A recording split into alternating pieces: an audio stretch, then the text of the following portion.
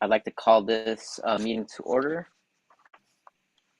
Regular Daly City meeting, Monday, April 25th, 2022. Pursuant to Government Code Section 54953, members of Daly City Council and staff will participate in this meeting via teleconference. Members of the public are encouraged to watch the meeting via live stream on City's YouTube channel at https://www.youtube.com/DailyCityVideoMeetings, the city's agenda website at www.dailycity.org/agendas, or on local channel 27 on Comcast. Okay. I'd like to call to pledge allegiance. Here we go. I pledge allegiance to the flag of the United States of America, and to the republic for for which it stands, one nation, under God, indivisible, with liberty and justice for all. All right. Ouch. Okay. Ms. City Clerk, can we have roll call, please? Mr. Buenaventura. Present. Ms. DiGiovanni. Present. Ms. Manalo. Present. Mr. Sylvester. Glenn Sylvester, present. Dr. Rod. Present. Thank you, Ms. City Clerk. We have a few presentations for today, but we're starting off with agenda item number 1, proclaiming April 2022 as National Poetry Month. Daly City Youth Poet Laureate Representative. So the proclamation is here. Whereas the Academy of American Poets established the month of April as National Poetry Month in 1996, and whereas National Poetry Month seeks to highlight the extraordinary legacies and ongoing achievement of American poets, introduce Americans to the pleasures and benefits of reading poetry, bring poets and poetry to the public in immediate and innovative ways, make poetry an important of our children's education, and whereas National Poetry Month, under the leadership and direction of the Academy of American Poets, is now the largest literary celebration in the world, and whereas poetry enhances and enriches the lives of all Americans, and whereas poetry, as an essential part of arts and humanities, affects every aspect of life in America today, including education, the economy, and community pride and development. And whereas poetry has produced some of the nation's leading creative artists and has inspired other artists such as music, theater, film, dance, and the visual arts.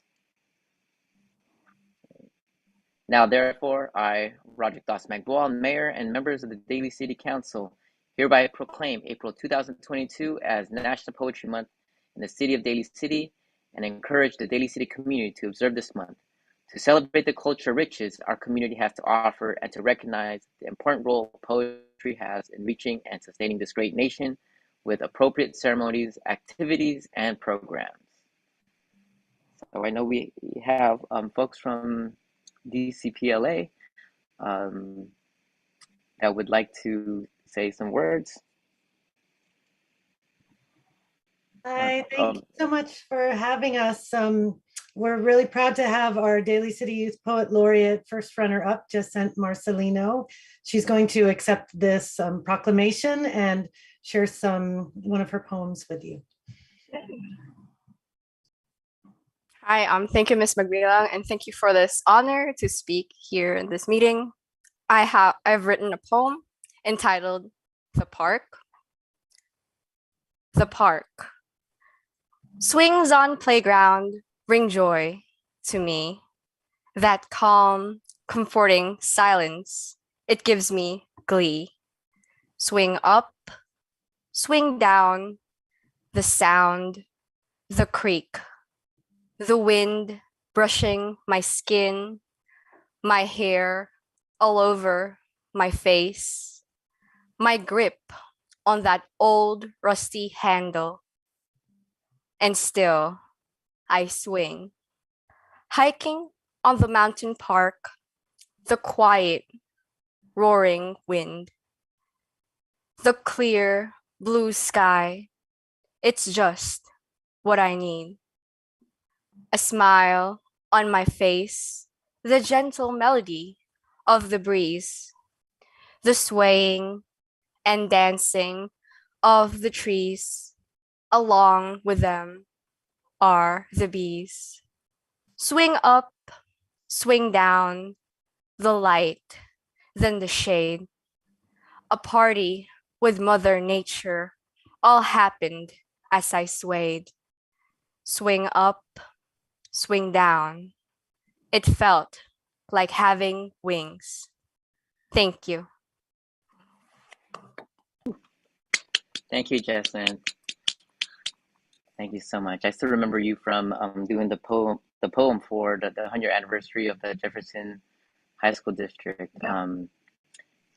Before we move on, I'd like to have some of my colleagues share some comments as well. So we have Councilmember Pamela DiGiovanni.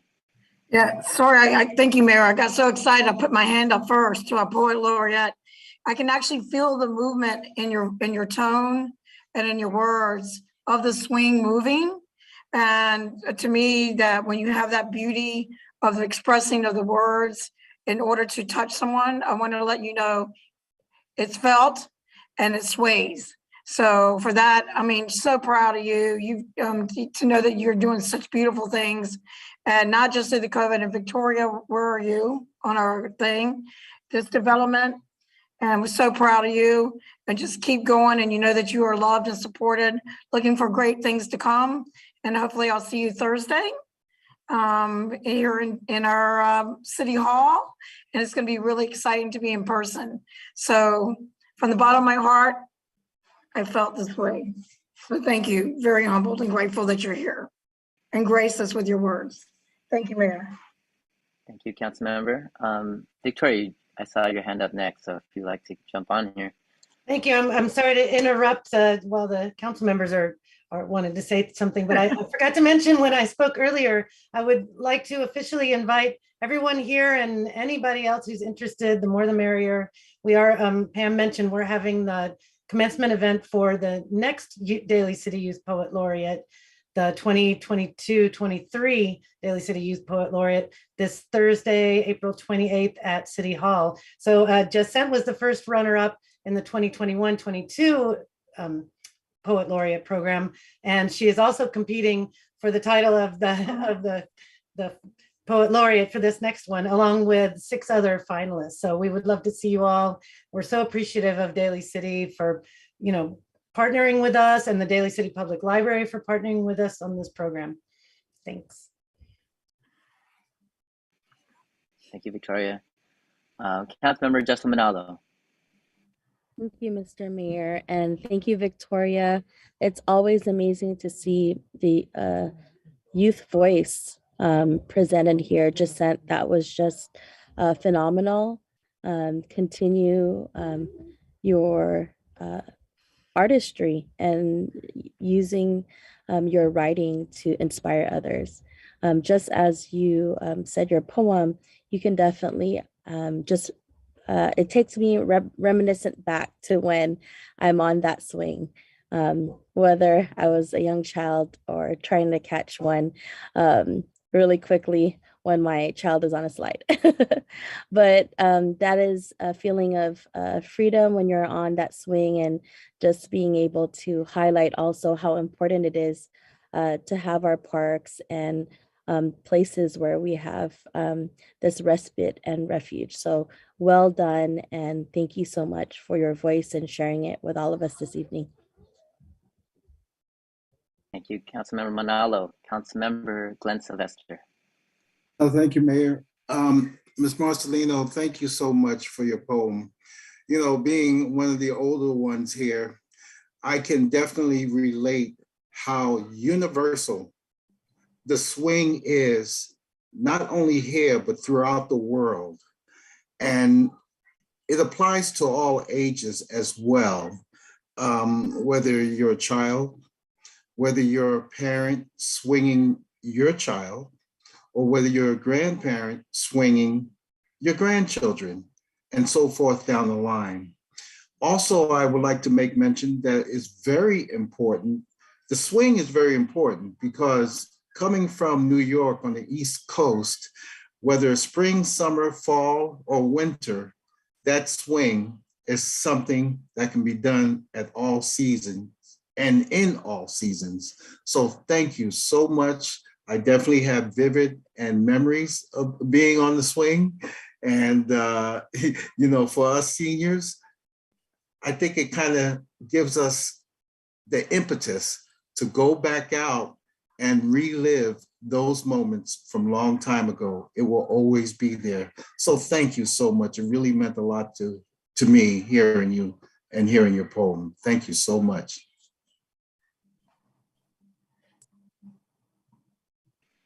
Thank you, Councilman Glenn Sylvester. As the person that found his voice writing poetry when I was younger, I always found that words have power. It creates a sense of identity. It's a power to like re-remember things, like such as the swing, or even like where you come from. Like I was able to, write down things I was learning in my ethnic studies classes and re-remember things that like my grandma used to cook or how they used to raise me. And it serves as a function to tell stories for my own children today.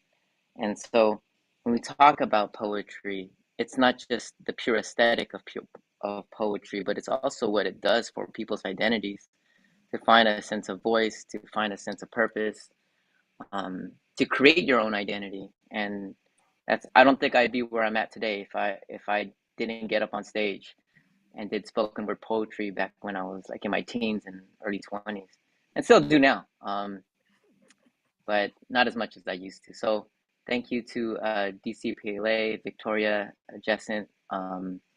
Again, there's an event Thursday here at City Hall. I would love to have people come through for the second Poet Laureate. Great. Thank you, everyone.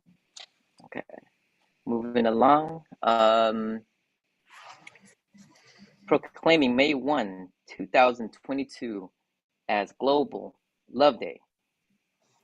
We have a proclamation here.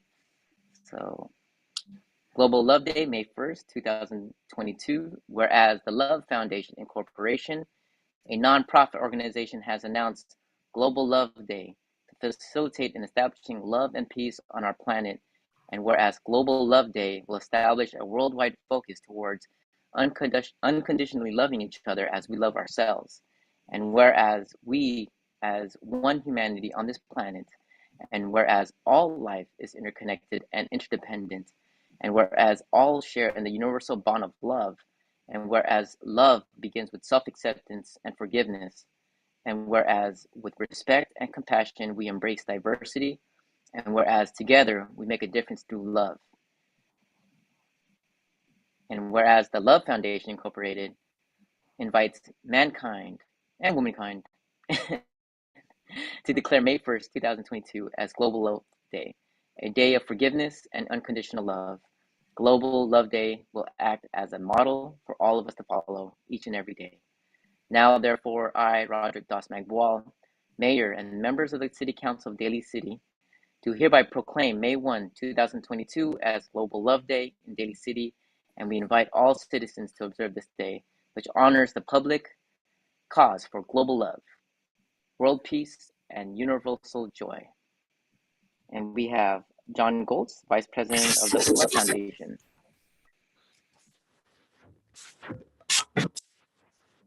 You're muted. Excuse me, Mr. Goltz, we have something, your audio is kind of distorted. Can you hear me? Yes, now we can. you can hear me. Okay. There we go. To receive this proclamation from you. I looked it up. This is the 7th year we've received from Daly City. Daly City and San Francisco hold a special place for us. My husband and I lived out in Pleasanton for a while and explored the Bay Area. And so often when we are talking about Global Love Day, people that have been a part of San Francisco and particularly the ones that were out there in the 60s, know about peace and love. And I think with all that's going on in the world, people say, how do you even have hope? If I don't have hope, I have knowing. I know that in the hearts of, we're all poets. And from that poetry is that true, genuine sense of humanity, that we are all connected through things like swing sets and smiles and so forth. So it just brings me great joy that I can connect with all of you and people around the world. And so once again, thank you. We are honored on behalf of our board of directors. We're honored to receive this proclamation. We have some words from our city council here. So we start with Councilmember Pamela DiGiovanni. Thank you, Mr. Mayor.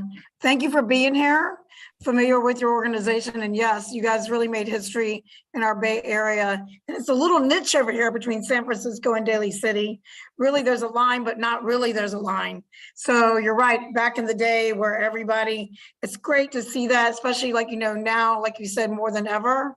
And with everything that's going on in Ukraine and just all over the world, and even in the city and COVID and had the stress that people are under, things that they've never dealt with before, probably emotions that they've never surfaced before, that we can just bring it back and remember the common things that we have together and what we can do together and make a commonality of humanity.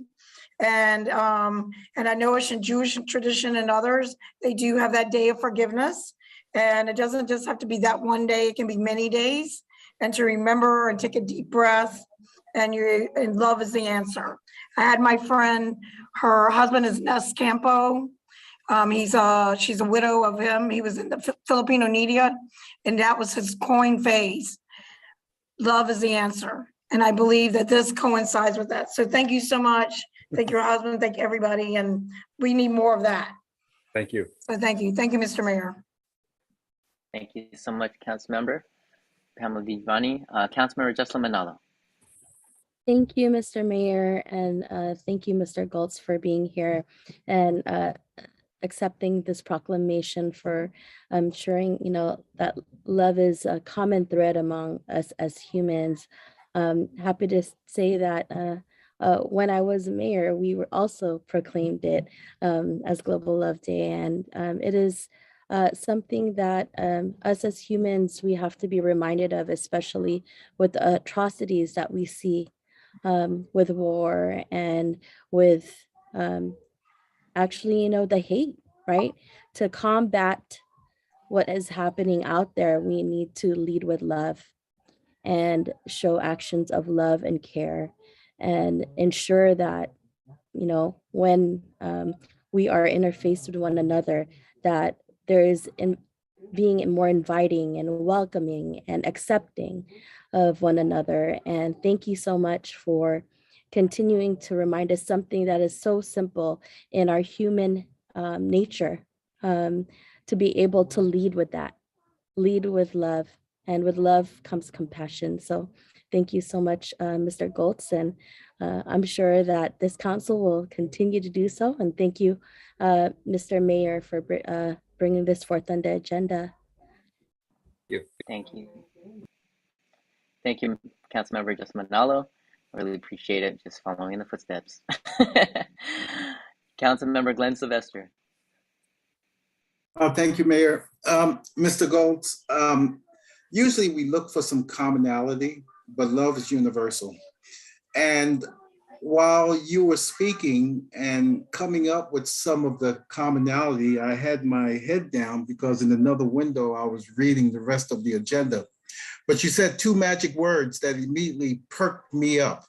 Number one, you said San Francisco, and I'm very familiar with San Francisco. And the second thing you said, let's see, was San Francisco, and you said the 1960s. Oh yes, I remember those days. Make love, not war. So, and the hippie movement, and those days are long gone, but having the awareness, and thank you so much for acknowledging Daly City and providing this proclamation. and keep up the great work, and I wish you the best. Thank you so much. Thank you. Mr. Goltz, I also want to say thank you as well for accepting this proclamation. I think the two words that stuck out for me in that whole proclamation was this idea of interconnection and interdependence, that we are all connected. You know, we all breathe the same air, we live in the same world. Land and land is life, and life is land. And I think that with everything that's been going on over the past 2 years with the pandemic, plus the different wars that have been happening, you know, when you were talking about hope, I think hope is kind of like the bloodline that can imagine and reimagine what future societies can look like. And even though it's just one day, we got to live it like it's every second of every moment in our lives. So thank you so much. Okay. Thank you once again. Thank you so much. Okay. Moving along. All right. So we have agenda number 4, proclaiming May 2022 as Mental Health Month. So we're going from love and its relationship to mental health. And this is, I think this is a very, very telling transition, because we go from, we can't have, you know, wellness without individual, but also community wellness. So here we go. Whereas mental health conditions are one of the most common health conditions worldwide, and the COVID-19 pandemic has triggered a 25% increase in the prevalence of anxiety and depression. And whereas last year, the U.S. Surgeon General issued a health advisory on the youth mental health crisis that has been further exposed by the COVID-19 pandemic.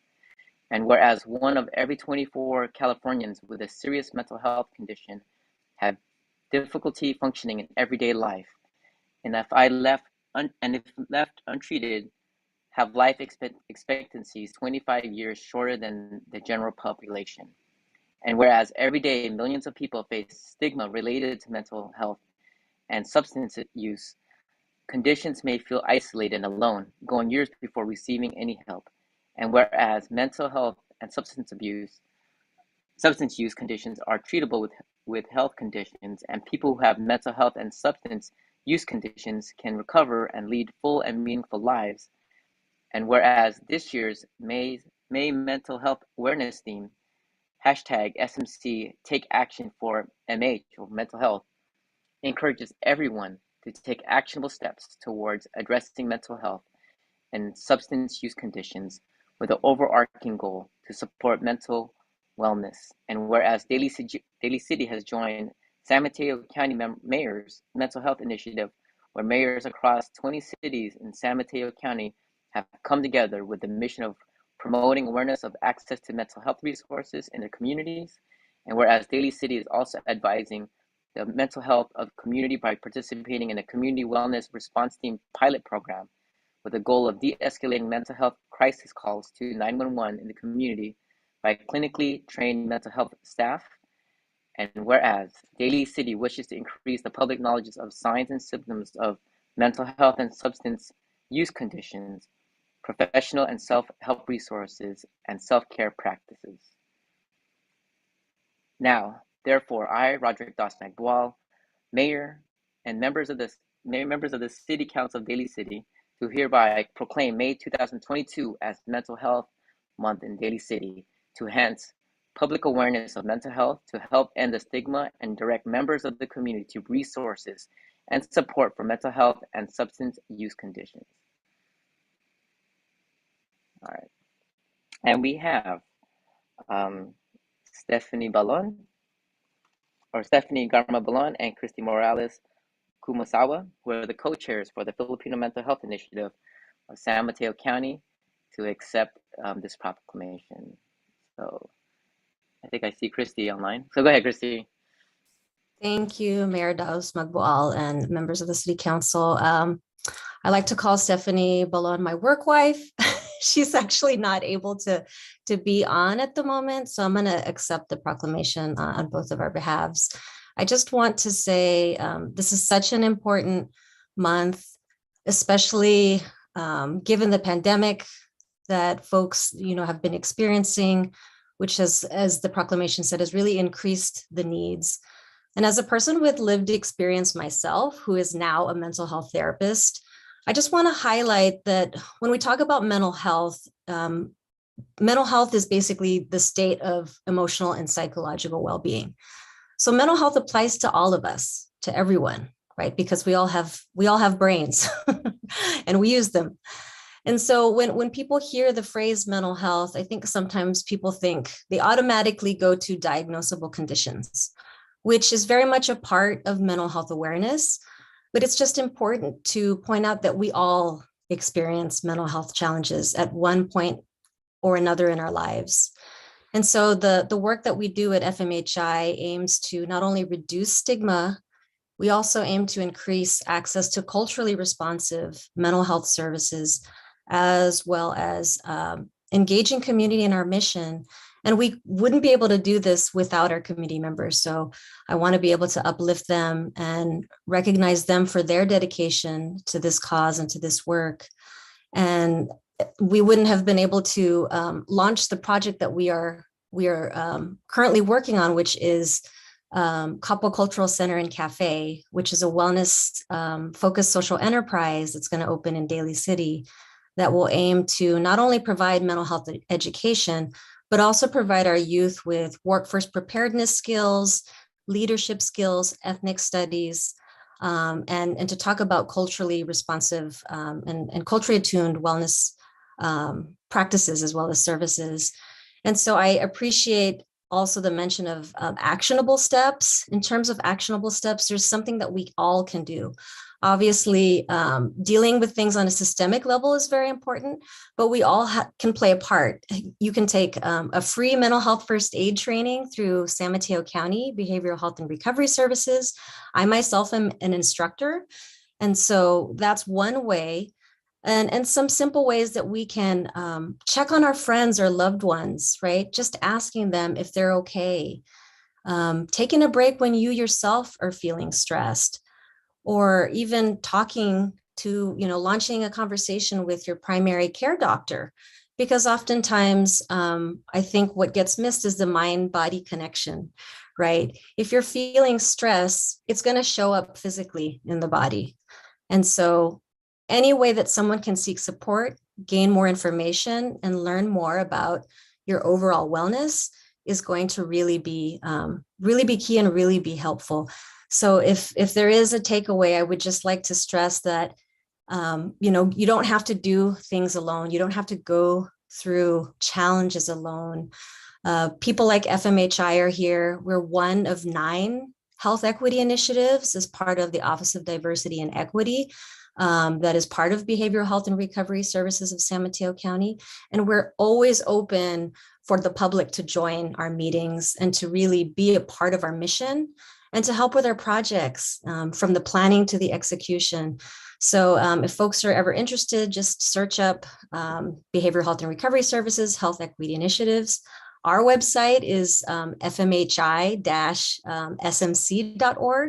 where folks can read about what we do and just join in with us in this very important mission and cause.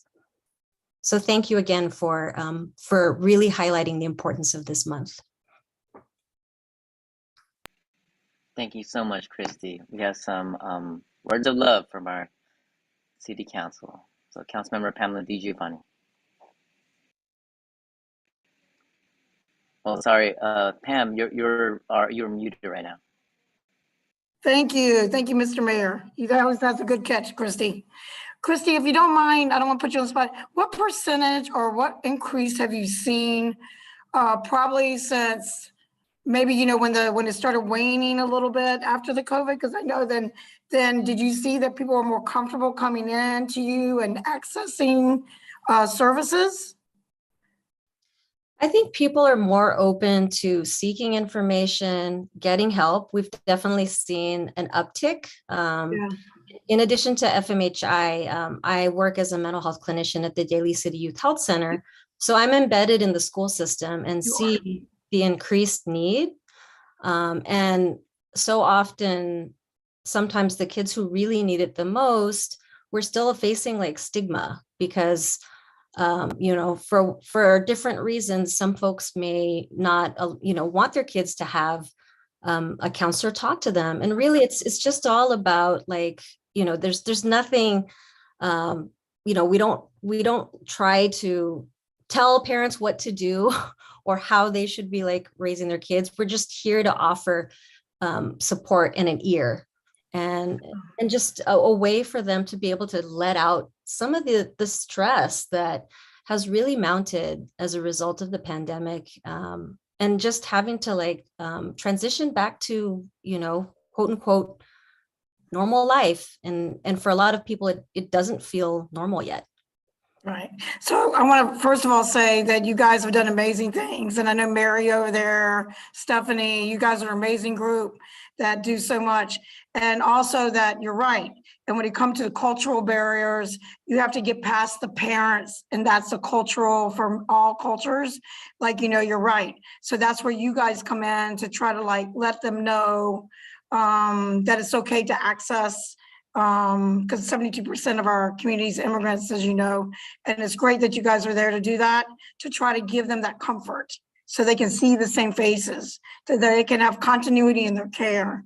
And thank you for bringing up the part of, it's not just like mental health as most people think, whether someone is diagnosed with something, but also the emotional, and given the times that we live in, and that the most important thing is they're not alone. And when I was on that, I think you were on there as well the other day on the homeless county.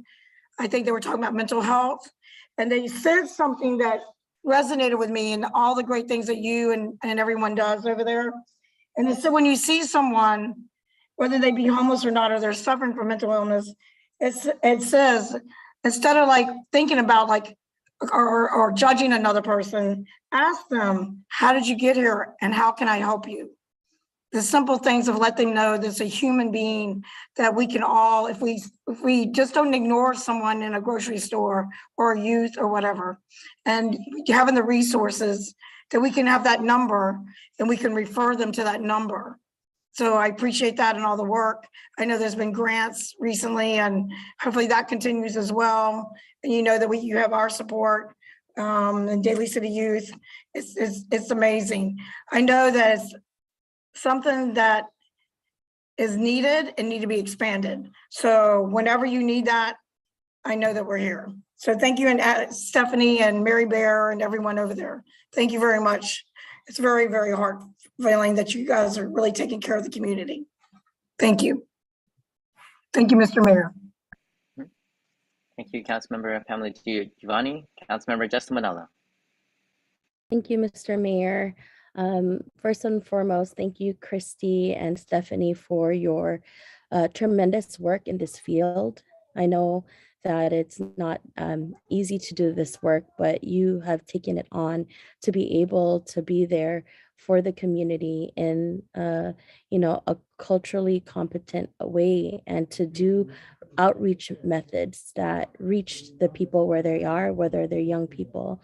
And I think it's something that is amazing to see that you are on the forefront, and also teaching the next generation the tools that they can bring with them, especially during these times the past 2 years.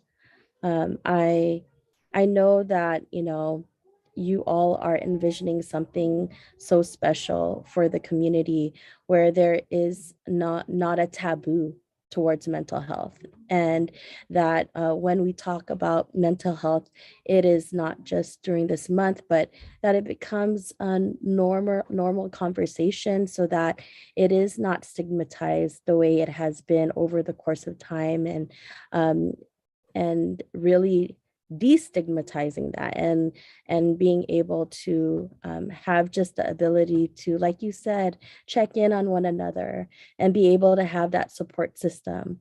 And having the Filipino Mental Health Initiative really take on the lead is tremendous, especially towards our next generation, youth and young people. And it is really exciting to see how this social enterprise comes to fruition with all the hard work and vision that you have laid the groundwork for, along with the young people that I know are very excited to have that self-determination, to have that voice, to empower themselves, and to be able to be an agent of change in their communities is huge. And so I just want to say thank you for giving the young people a space and place to thrive.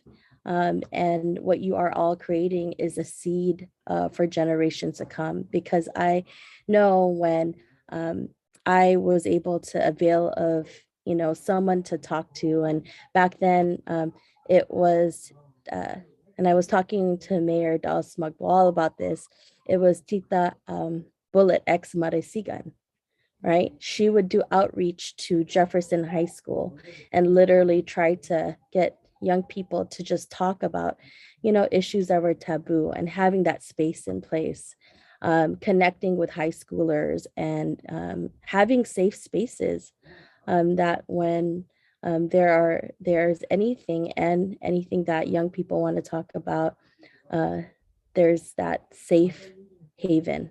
So thank you so much, and look forward to see what lies ahead, and well-deserved proclamation for all the amazing work that you all continue to do for our communities and the San Mateo community as well. Thank you. Thank you, everyone. Vice Mayor Ray Bantura. Thank you, Mr. Mayor. First, I want to thank you, Mr. Mayor, for this seems to be something that you have really put on your agenda, and it's clear to me that you're dedicated to this issue. I think we are moving in the right direction when it comes to the recognition and the awareness of mental health issues and how really important it is for our community. So I want to thank you and everyone that's been a part of this to bring these issues forward. And I think I could just congratulate everyone, and bravo to you, Mr. Mayor. Thank you. Thank you so much, Vice Mayor. I appreciate it. Councilmember Glenn Sylvester. Thank you, Mr. Mayor. Ms. Kamasawa, I have never met you before, but yet I've heard so much about what your organization does.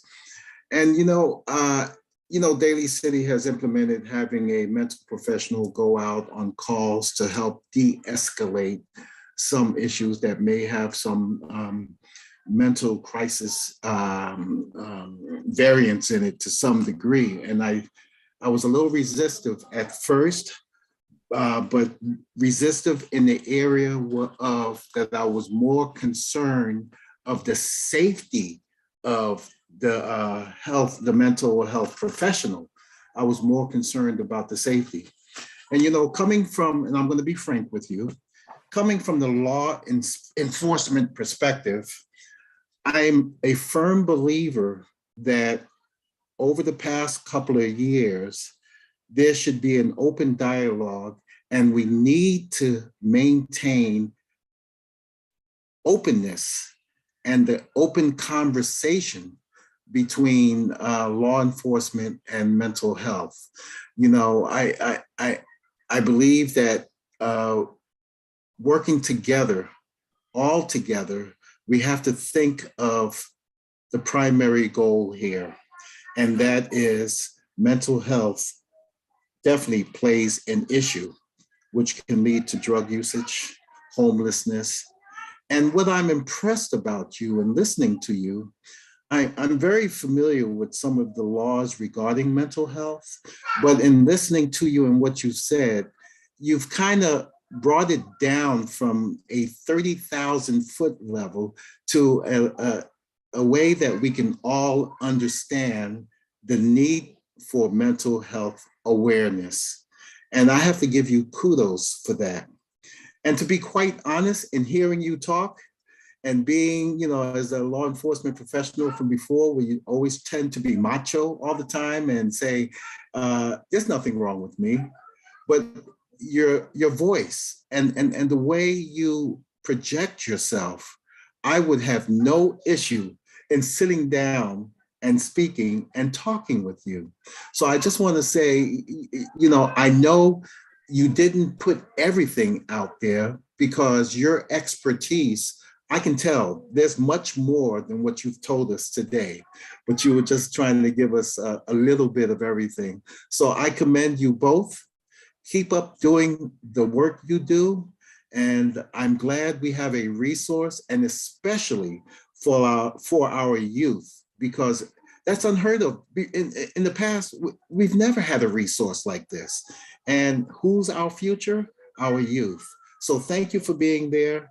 And in the favorite words, which you probably use sometimes, it's okay. So keep it up. Thank you so much.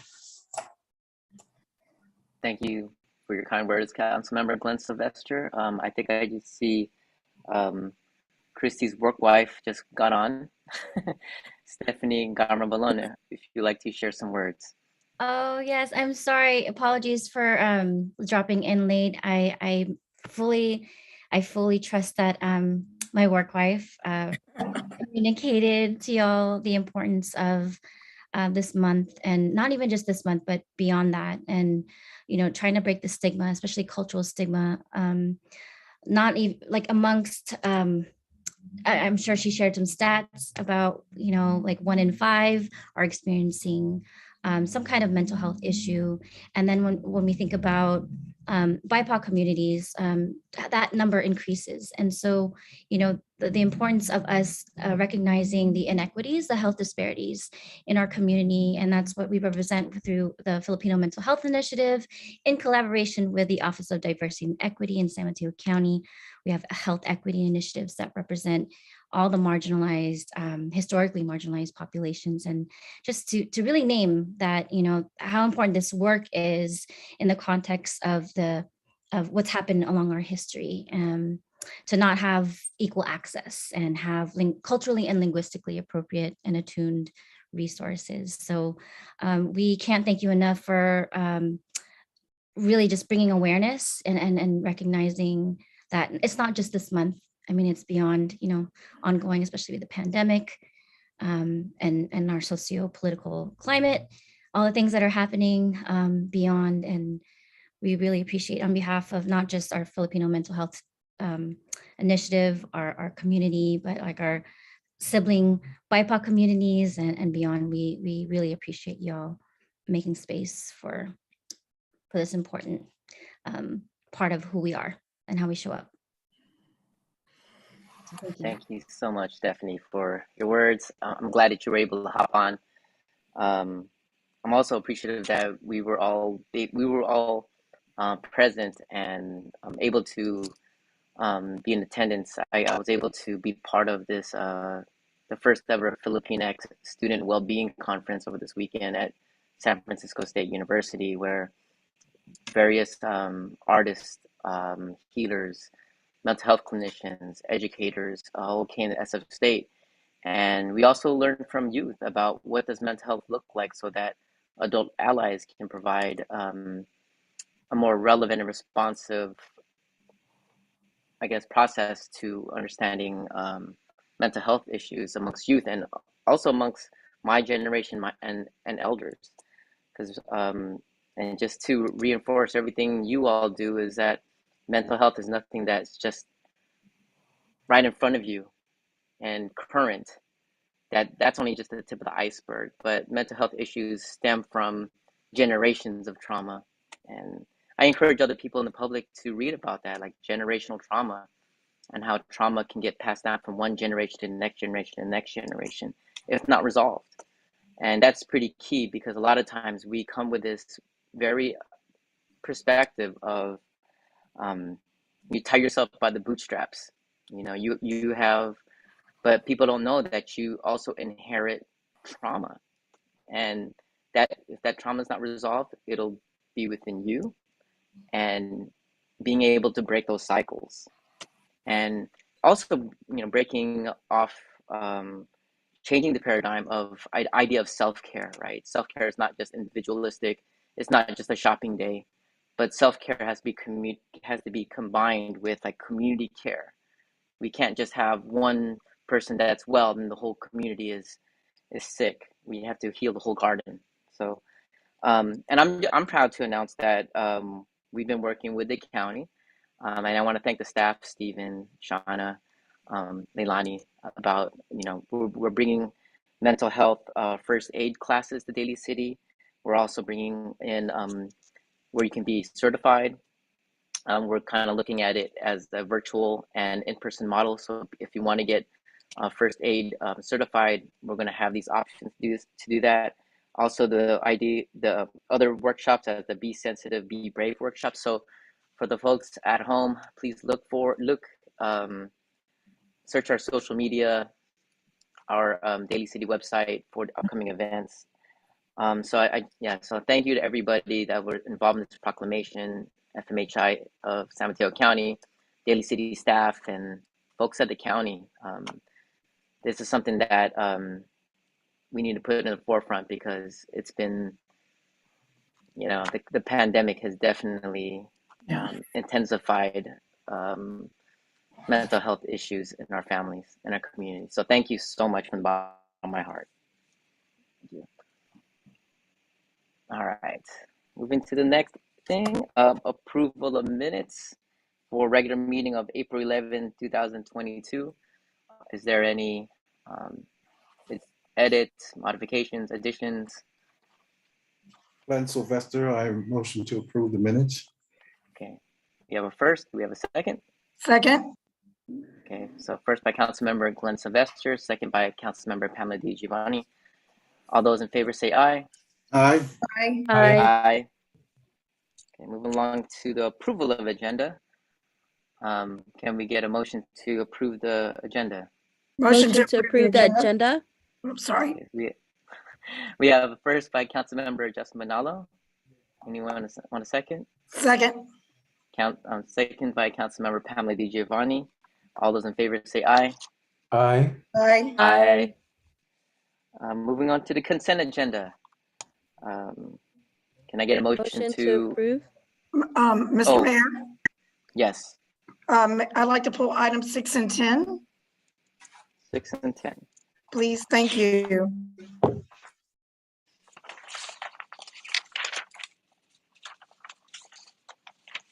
Let me find my agenda. Okay, there we go. So we have can I get a motion to approve the consent agenda? Motion to approve consent agenda without the items 6 and 10. Great. Can I Second. get a second? Second by Vice Mayor Ray Bantura. All right.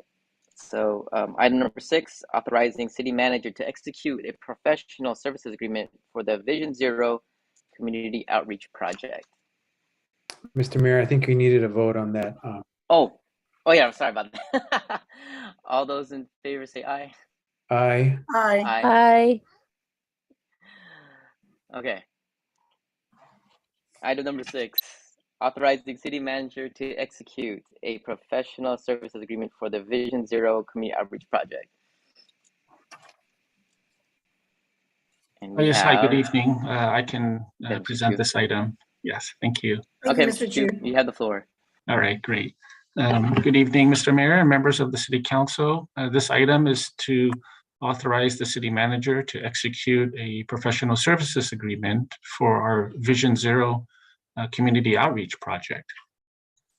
Back in April of last year, Council approved the Vision Zero Community Outreach Program grant in the amount of $50,000. That program had a 50% local match for a total of $100,000 for the Vision Zero Community Outreach Project.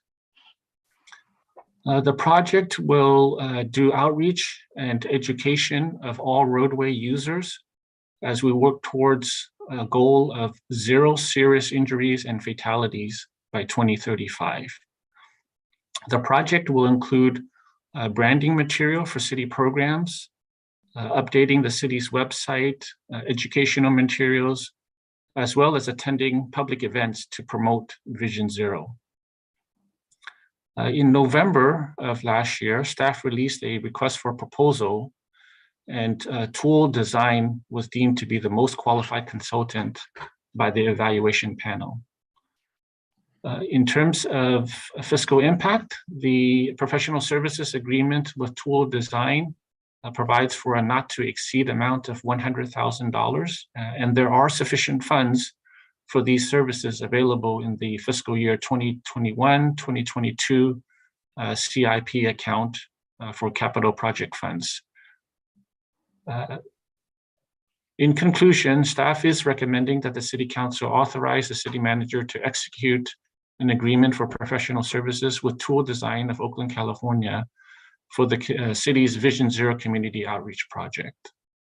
So that concludes my presentation. Be happy to answer any questions you may have. Thank you.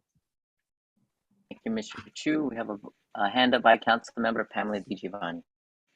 Yeah, the reason I pulled, thank you, Mr. Chu, fabulous job. I wanted to pull this because, you know, to remind the our community that is proud to be that we were the very first city, not just to do the Vision Zero from sitting with CPEG, but that you always and your employees look for grants and to let people know not everything they see, that, you know, you always looking for matching or any grant that's out there. I know you can spend 24 hours a day, you and your staff, but you always do an excellent job. And to all your staff, please thank them, because this is just another proud example of what you do for the city and how great it is to have looking for the best and ways to get what we need without what they say, break the piggy bank.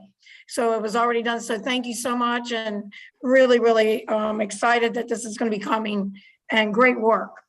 Thank you very much. And thank you, Mr. Mayor. I really wanted to let the people know how Mr. Chu and his staff really work hard to get this done. And I think Kevin is on here as well. So kudos to you too, Kevin. Thank you. Thank you, Council Member Pamela DiGiovanni. Council Member Glenn Sylvester. Thank you so much, Mr. Mayor. Mr. Chu, I'm wondering, how did they come up with the year 2035? So the goal was to try to reach zero serious injuries and fatalities within 15 years. At the time we prepared our Vision Zero action plan, it was in 2020. And so we're taking steps to try to achieve that. And one of that is to do this community outreach and education project. I think that is outstanding. The reason why I asked that question, because it's funny that it coincides with the governor's initiative to have zero emissions also by 2035, and that no more would you be able to buy a gas-powered vehicle and moving to electric. Of course, if you already own one prior, you would get to keep it. So it's just funny. It was just a coincidence. So I just thought I'd ask that question. Great job. I'm just hoping that the 100,000 is enough. Thank you. Thank you. Thank you, Councilmember Glenn Sylvester. Councilmember Justin Manello. Thank you so much, Mr. Mayor. And thank you, Director Chu, for your presentation as always, and your hard work in making this happen along with your whole staff. You know, pedestrian safety is extremely important, especially with such a dense city, with the city of Daly City. And so any efforts is extremely important, especially knowing that, yeah, we want to have no fatalities within our neighborhoods. So this one is definitely a no-brainer, in full support of this. And so I'm happy to motion for approval, Mr. Mayor, if I may. Second. First and a second by Vice Mayor Bantura. Do we do a voice vote? You could do a voice vote on this. Okay, thank you, Rose. All those in favor say aye. Aye. Aye. Motion is approved. Moving on to agenda item number 10, approving reclassification of Network Administrator 2 to Financial Services Manager. Good evening, Dr. Mayor, Honorable Vice Mayor, and council members. Item number 10 is reclassification of Network Administrator 2 to Financial Services Manager. Staff in the Finance and Administrative Services Department completed a review of the resource needs of the department and determined that the accounting division required more resources to better comply with audit requirements, ongoing financial compliance with Government Accounting Standards Board (GASB) regulations, and significant other annual reporting. To better align staffing with the identified needs, staff recommends reclassifying a currently vacant budgeted Network Administrator 2 position to a Financial Services Manager position within the department. The reclassified position will be responsible for managing all citywide audits, GASB compliance, developing the annual comprehensive financial report, among other required annual reporting, and managing the accounting division. The current Network Administrator 2 position is set at salary range U087 and budgeted at $143,126 per year.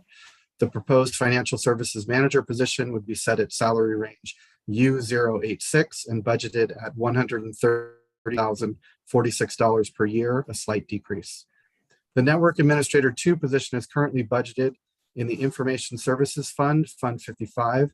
As part of the reclassification, the cost of the position will move from Fund 55 to the General Fund, which currently funds the majority of finance positions. Fund 55 is funded 75% by the General Fund and 25% by all other funds in the city, which means that approximately $107,345 of the Network Administrator 2 costs are funded by the General Fund. By reclassifying and moving the position, the full cost of the position will be in the General Fund, and an approximate increase of $28,702 per year to the General Fund. Staff recommends reclassifying the Network Administrator 2 position to a Financial Services Manager position effective as of April 11th, 2022. With only 3 months left this fiscal year, this represents an increase of approximately $7,200 this fiscal year. Additionally, our consultant that we use for financial auditing is a part-time consultant hourly, and they are ending their tenure with the city after this next fiscal year. So after fiscal year 2022-23, we will save the consultant costs in the General Fund with a long-term savings within the General Fund. And staff is available to provide additional information desired by the mayor or council members. Thank you.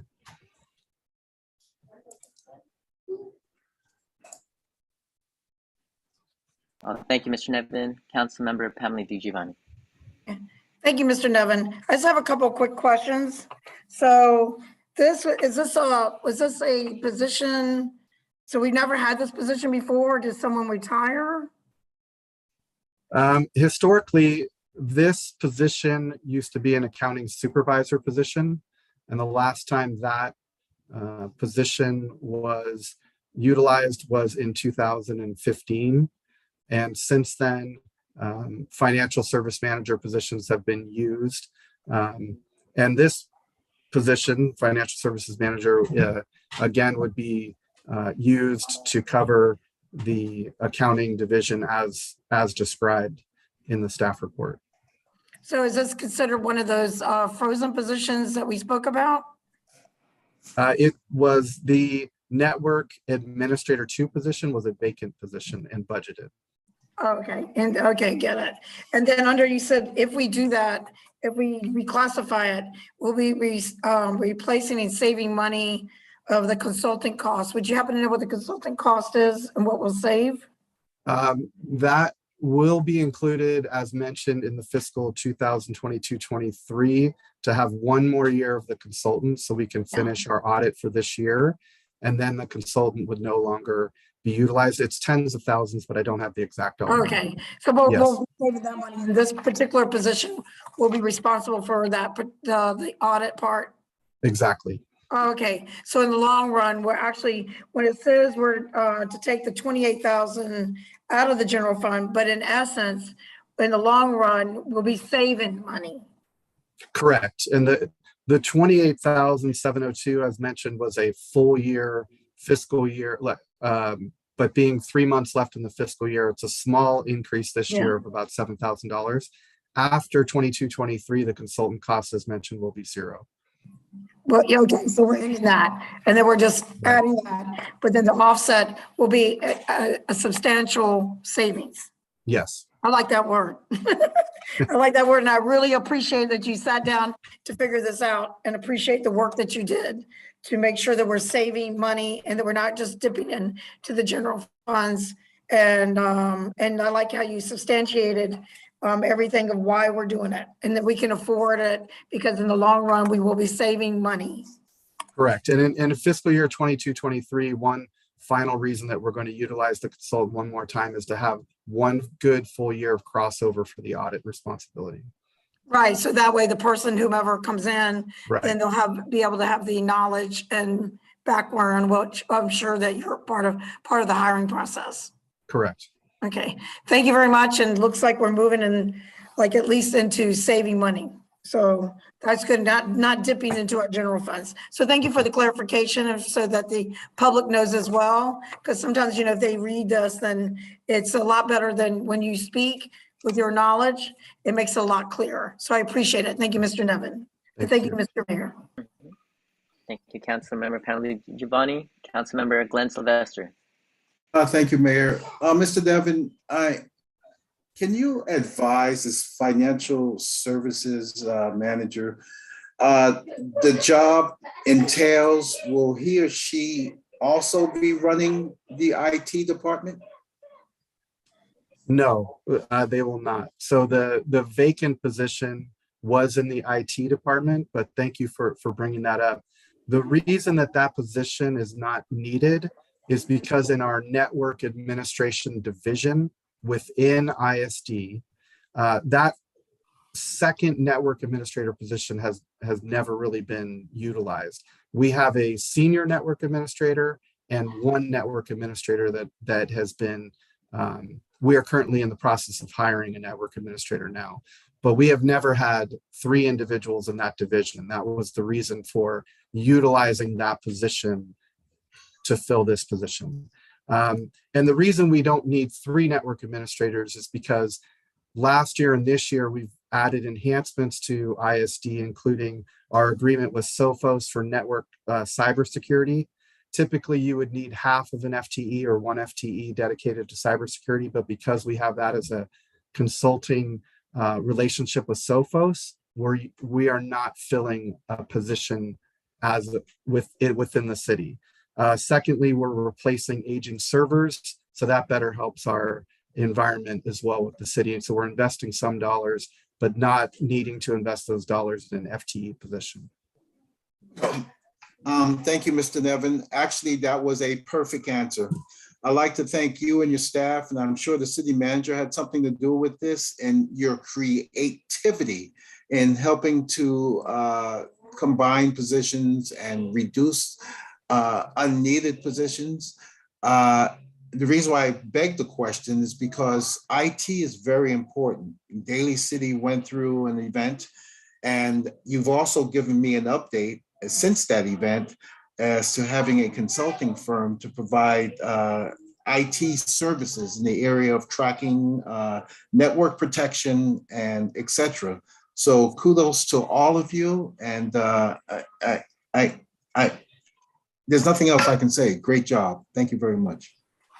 Thank you. Thank you, Councilmember Glenn Sylvester. Councilmember Pamela DiGiovanni. Yeah, just to clarify, so that means that we do not need any more, no positions, and so IT is good, right? They don't need anything filled. When we do this, everything's okay for them as well? It is. Okay, great. Thank you. Great work. Thank you also to the city manager, and I don't know where Natalie is and whomever else worked on it, but great work. I look forward to, hopefully when the budget comes, that a lot of that looks like this. That would be great. So thank you, and like that, I'd like to make a motion. I'll second that. So first by Councilmember Pamela DiGiovanni and second by Councilmember Glenn Sylvester. All those in favor say aye. Aye. Aye. Aye. Okay. Moving on to public hearings. Item number 12, Home Investment Partnerships, the American Rescue Plan, Home ARP Allocation Plan. And we have Betsy Zobel to present. Evening, Mayor and members of the City Council. This item pertains to council consideration of the city's allocation plan for home ARP funds. In March of 2021, Congress passed the American Rescue Plan Act, or ARPA, as a response to the COVID-19 pandemic. The legislation provided a special one-time allocation of Home Investment Partnership America Rescue Plan, or home ARP funds, to reduce homelessness and increase housing stability across the country.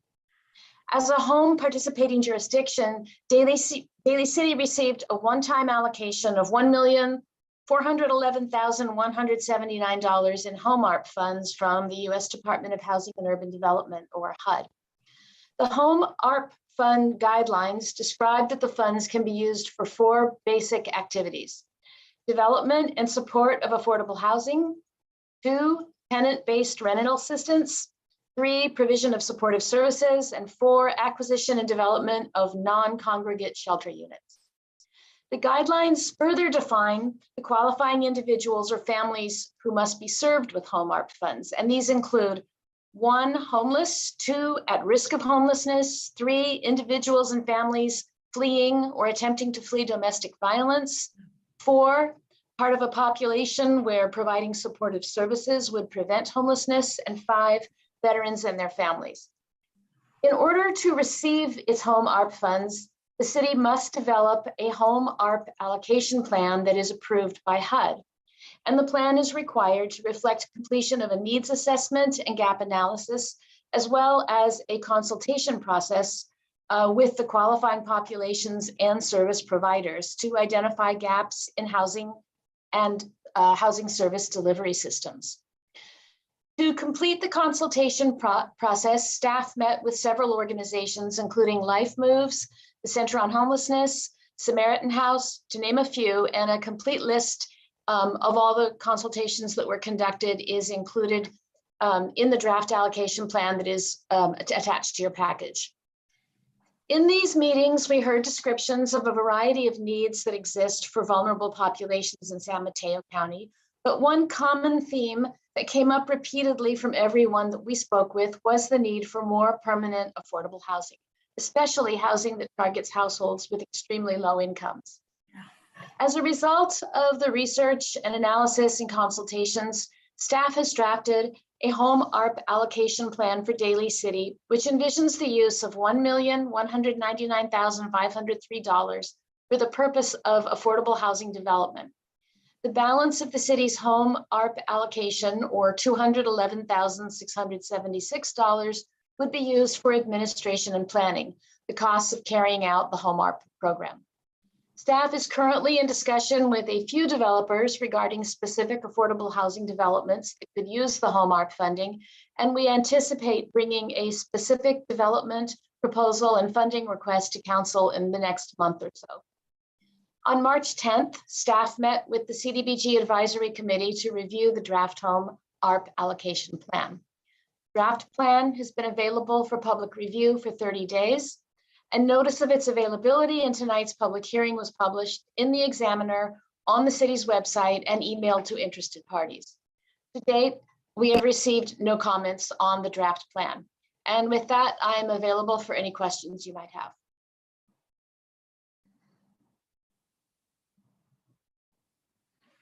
Thank you, Betsy. Are there any questions or comments from my colleagues? Councilmember Pamela DiGiovanni. Thank you, Mr. Mayor. Betsy, great work to the in my ad hoc committee as well. I wanted to ask you, you said you mentioned something briefly when you were talking about veterans. Would you mind going back to that? Is it possible that this could be part of any housing directly for the veterans? Yes, we are currently in discussion with a few developers, one of which has an interest in getting funding for their project through the VA. So this would pair very well with that if they are able to. If they do get that funding, a certain number of units would be restricted for veterans. Yeah, because I go and visit the Mercy Housing over in Como, and to think that we're Daly City and we don't have anything for our veterans is very, very kind of heartbreaking for me. So I go out there a lot. So I'd like to see something similar to that. Like with that Mercy Housing was a great partner. So, you know, I know you can't say who you're in conversation with, but that's a great project that they took, and they were able to get the funds when I asked Coma how they did it. And we need to honor our veterans and have something here in Daly City. I definitely agree with that. And you were saying also something about the lower income, that the needs assessment from what I read, that it really identifies the low income, correct? Well, the households and individuals and families in Daly City at extremely low income are the ones who need the housing the most. They are the most rent burdened and the most overcrowded, but this funding is restricted to households at extremely low income. So we have to use this funds, we have to target it to the extremely low income, this particular funding. It needs to be anyway, it needs to be. People need to keep the roofs over their head, definitely. But thank you very much for the work. I appreciate it. Thank you, Mr. Mayor. No more at this time. Councilmember Justin Manella. Thank you, Mr. Mayor.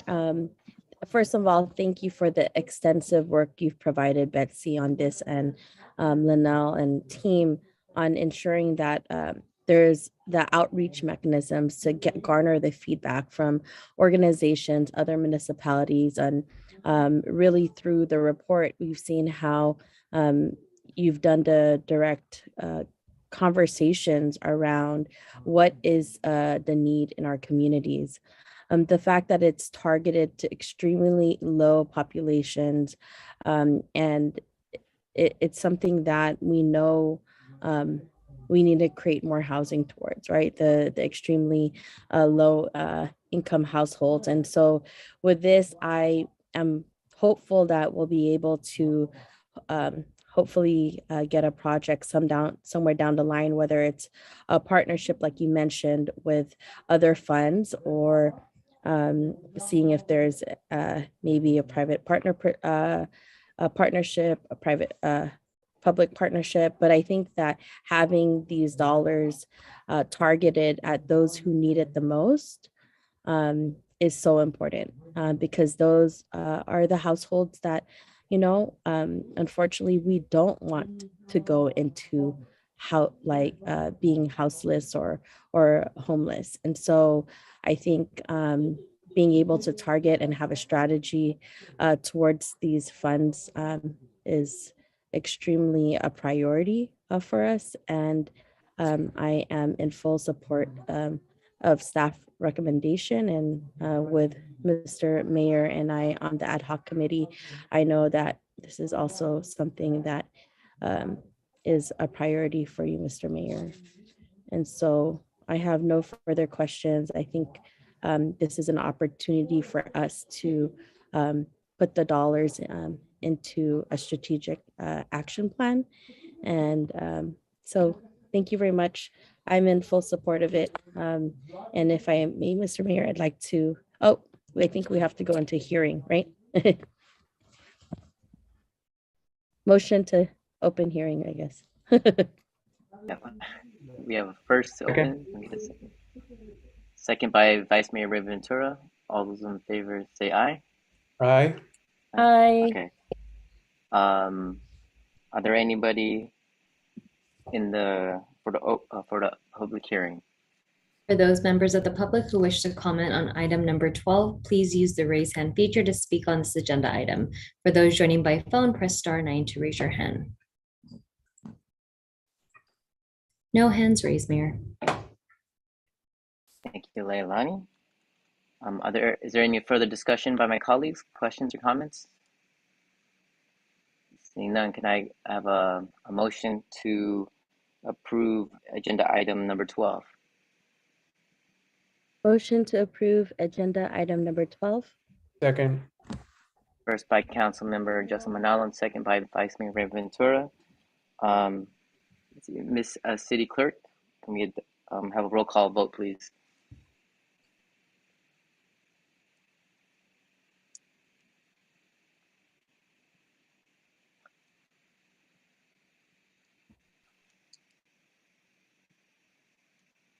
Mr. Buenaventura, Aye. Ms. Di Giovanni, Councilmember Pamela, I think your mic was off. You're muted. Oh, you're muted, Pam. There you go. Thank you. The computers, yeah. Aye. Ms. Manalo, Aye. Mr. Sylvester, Glenn Sylvester, aye. Dr. Rod. Aye. So motion passes. Thank you, everyone. Moving on to agenda item number 13, City HUD Consolidated One-Year Action Plan for Fiscal Year 2022 through 2023. And we have Linnell Sulagwin with the presentation. Hi, Linnell. Hi, good evening, Honorable Mayor and Council members. So tonight I will be presenting on the draft action plan. Let's see. Sure. Okay, so it's the FY 22-23 one-year action plan. I'm going to give a brief overview of the CDBG and home program. So annually we get an allocation from the Department of Housing and Urban Development to address housing and community development needs of lower income households. So we primarily get the Community Development Block Grant, also known as CDBG, and the aims for this grant is to provide decent housing, provide a suitable living environment, and expand economic opportunities. In addition to CDBG, we also get home funds, and the primary purpose for home funds is to increase the supply of affordable housing. A big major component of the consolidated plan is the public participation process. So we started off the public participation process with a public hearing on housing and community development needs in December 13th, 2021. And then we had a public review and notice period of the draft one-year action plan. The public review period was from March 24th to April 25th. The public notice was posted in the newspaper and the city's website and emailed to various social and community service agencies serving Daly City residents. And this evening we have the public hearing on the draft one-year action plan. So FY 2022-23 is the 5th and final year of the HUD 5-year consolidated plan. So in the fall, we will start the process for a new 5-year consolidated plan. So it's the final year, it's a 1-year CDBG funding cycle, and the funding allocations have not yet been announced by HUD. So the draft plan is based on funding estimates, and it also contains funding contingencies in case our estimates are higher or lower than we've projected. So in allocating the CDBG funds, we issued a request for proposal on December 18th, and the proposals were due January 28th. The estimated CDBG budget is about 1.3 million. Of that, 1.077165 is what we're currently getting, and we're projecting to get that for the next program year. And then we have about 252,000 in estimated current year program income and unallocated funds. And staff met with the CDBG Advisory Committee on March 10th. So the draft allocation plan, again, this is all based on getting the funding that we've estimated from HUD. So the draft allocation plan proposes 225,913 for general program administration and fair housing services, and fair housing services is provided by Project Sentinel. Capital projects which is essentially to repay the Section 108 loan that was used for the Bayshore Community Center. And this loan will be paid off in August of this year.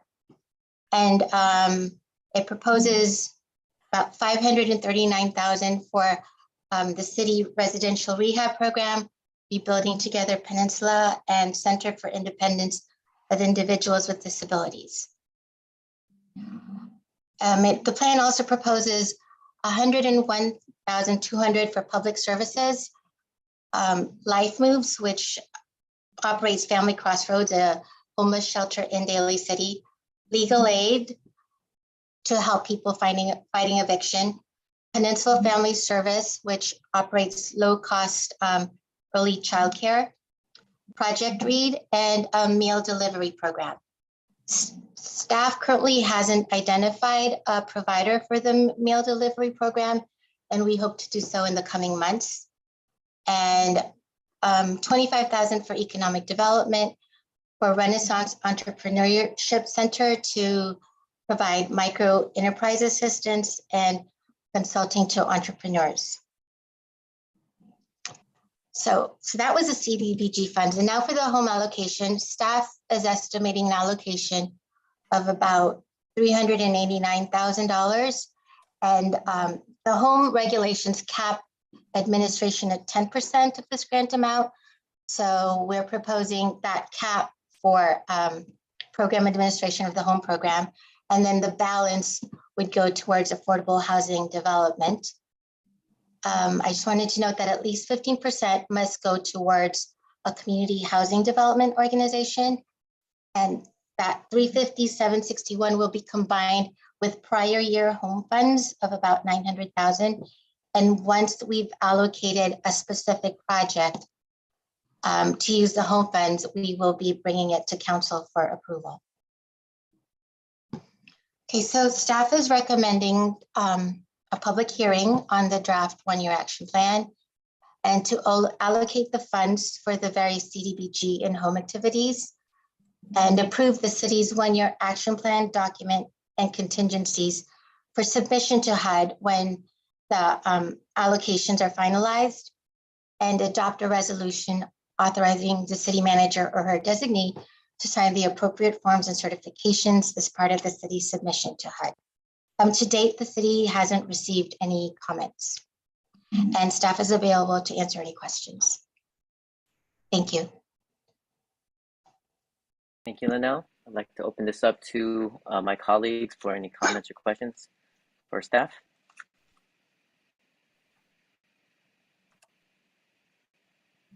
Okay, Councilmember Pamela DiGiovanni. Thank you, Mr. Mayor. I think I'm unmuted this time. Thank you. Thank Ms. Linnell. I have a couple of questions. When you go back to the housing versus rehab program, do you know exactly what that entails as far as when you say rehab program? Yeah, so that includes, the city operates offers a residential rehab program, which includes senior grants, as well as paint-only loans, roof-only loans, and a larger complete rehab. And also included that in that amount was funding for Rebuilding Together, which does minor home repair, and CID, which does home accessibility modifications. Okay, so in that, would that include, some of our houses are getting pretty old, and we know recently that there was some elder couple. Does that include, like, if someone has a cracked foundation? Betsy, did you want to? Generally, we can do anything that is a code violation or affects habitability. When you get to something like a foundation, you're getting into potentially, depending upon where it's located and the nature of the work, it can be hundreds of thousands of dollars. Given that our rehab program only provides about 250, 300,000 a year for actual rehab lending, that becomes very challenging to address. But I will say that in the 20 plus years that I've supervised the program, we haven't seen cracked we've only seen one cracked foundation. That's not to say there aren't others out there, but that's pretty rare. More typically, we see a need for roofs, hot water heaters, heating systems, plumbing upgrades, window conversions, the things that are that are less expensive. But Yeah, so it's just, I know that indicative that some of our houses are 94 years old or whatever, and that we know that seniors are suffering. So if our council reminds that a lot of our seniors are sitting in there and they cannot afford, so I think that's a relatively low amount. Like you said, you can't do much with it. And we don't even know the outreach at some point of what seniors need while they're sitting in there. They may be house rich, but sitting in a home that's totally needs rehab. That's just a comment. And then also on the public services, and when you had your list, even though I know it's a long list where it had legal aid and I believe some other things, Linnell.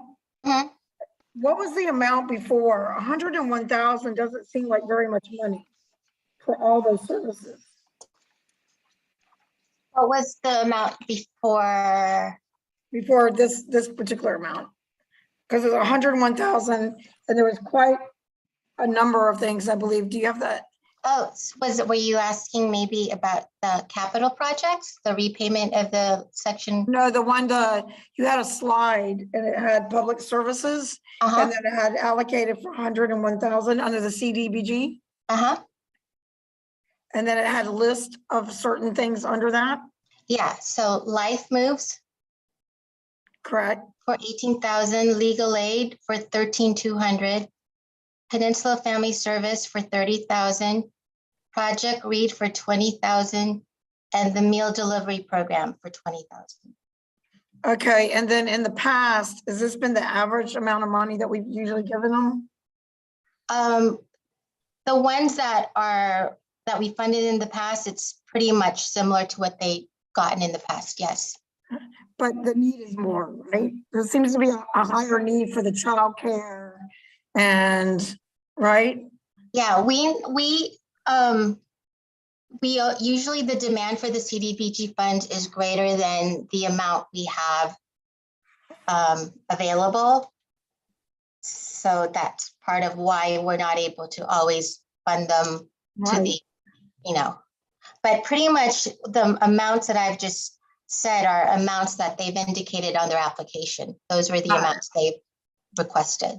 Got it. And hopefully they'll be able to get other grants or hopefully county or some subsidies. Because I mean, not that, like you said, we're only limited, but just looking at the number and the need in my head, I'm sure you guys feel the same thing in Betsy as well, that it's like overwhelming that you wish you could do everybody with unlimited amount, but I know that's not the case. And so thank you. Thank you for the explanation. I just wanted to say our dollars leverage other funding sources. So we're not the one source for a lot of these public services. They get private donations and funding from the county, different jurisdictions. Thank you so much. Thank you, appreciate it. Thank you, Betsy, as well. Thank you, Mr. Mayor.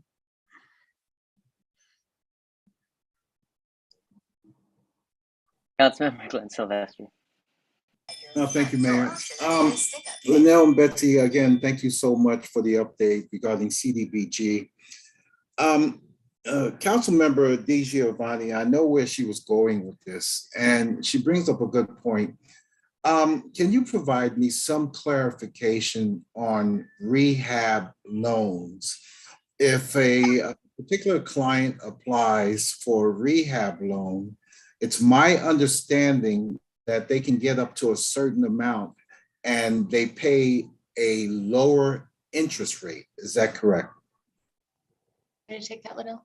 Our current program loan limit is $75,000. With the ECD director's approval, we can go higher. We've gone up to about 125,000.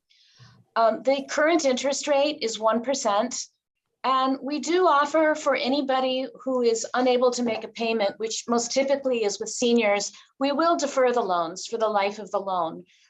So they don't make it, they don't And actually, one of our funding sources, the Cal Home, doesn't even allow us to require payments. So pretty much anyone who is struggling to make a loan payment can get their loan deferred, and it just gets repaid when they no longer occupy the house.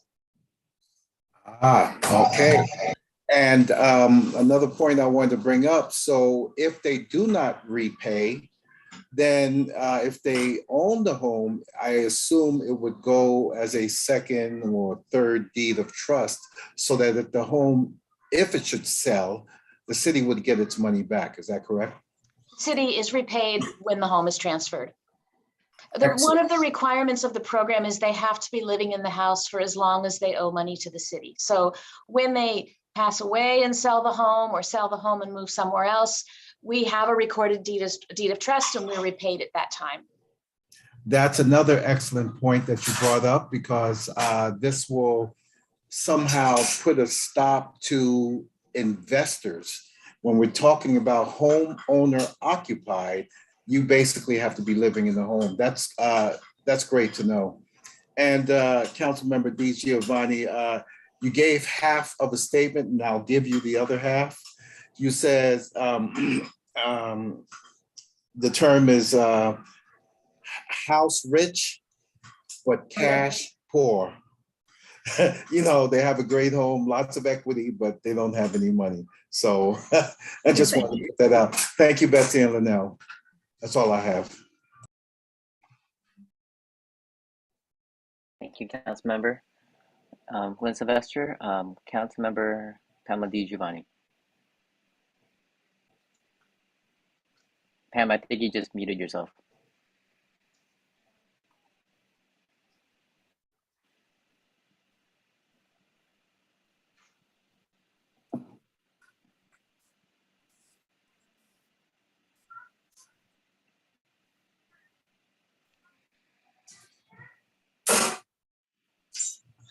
Councilmember Pam, is there a way I can go to? There you go. Oh, there you go. There you go. That's okay. That's all right. Thank you. I'll take my hand down. But I'm having, for some reason, this keeps muting me. Thank you, Mr. Mayor. I'm okay. Thank you. Okay. Councilmember Justin Manalo. Thank you, Mr. Mayor. First and foremost, thank you so much, Ms. Linnell, for your presentation, the extensive work that you continuously do around ensuring that we are reaching what we need to do for our CDBG plans on an annual basis. And, you know, with the review of what's allocated, I think something to highlight in response to what's proposed is really providing dollars towards those most in need in regards to funding allocations, such as the need for continued support for the legal aid of San Mateo County, also the Peninsula Family Service, especially in the Bayshore childcare services, right? I mean, I think that there's definitely a comprehensive approach in which you all do your work, and also within the partnerships that are on the ground, especially ensuring that it meets the needs of our communities, whether it's a meal delivery program, or even ensuring that those very young children, and also those that are speaking adults over the age of 16 have resources. I mean, I think that's what this fund is intended to do.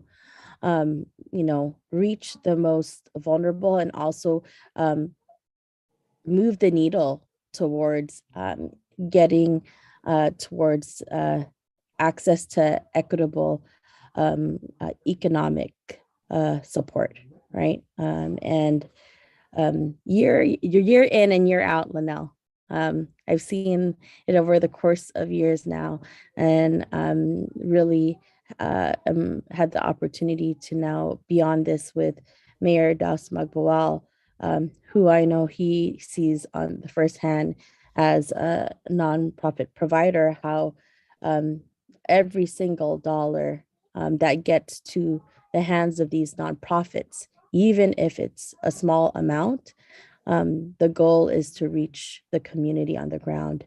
And you have done a tremendous job to assess and ensure like these dollars are going to those most in need, and also to programs that are affecting our community at all different areas, whether it's geographically or around the needs. So this is an excellent report, and I look forward to hearing basically what it's done once it's implemented to those programs. So thank you very much. Thank you so much, Councilmember Jessamine. At this point, I'd like to have a motion to open the public hearing. Motion to open the public hearing? And Sylvester, so second. Okay, great. So we have a first, second. All those in favor say aye. Aye. Aye. Aye. Great. Leilani, is there any public comments? For those members of the public who wish to comment on item number 13, please click the raise hand feature to speak on this agenda item. For those joining by phone, press *9 to raise your hand. No hands, Mayor. Oh, thank you, Leilani. Are there any further comments by my colleagues or questions? I just want to conclude and say thank you to Linnell and Betsy for all the hard work that you do. And it's not easy. You know, we wish we had an unspoken amount of money that we can have every year that is that's plentiful for everyone, because you know there's a lot of people hurting, but you know we're doing the best we can with the money that is provided for us. So thank you. Can I get a motion to adopt this resolution? Motion. And to adopt resolution. Okay, so motion by Councilmember Jessamine. Can I get a second? Second. A second by Vice Mayor Raymond Bantura. Okay, Miss City Clerk, if we can have a roll call vote, please. Mr. Buenaventura, Aye. Ms. Di Giovanni, Aye. Ms. Manalo, Aye. Mr. Sylvester, Sylvester, aye. Dr. Rod. Aye. Motion passes. Thank you, everyone. Moving on to ordinances. Item number 14, second reading ordinance number 1457, amending Title 17 of the Daly City Municipal Code. Subject is locational standards for smoke shops. And I'll hand it over to Ms. City Attorney Rose Zimmerman. Thank you, Mayor and members of the City Council. This item came before the council, the publicly noticed first reading of ordinance number 1457. This is the second reading, amending Title 17 of the Daly City Municipal Code regarding locational standards for smoke shop, and it is up for adoption.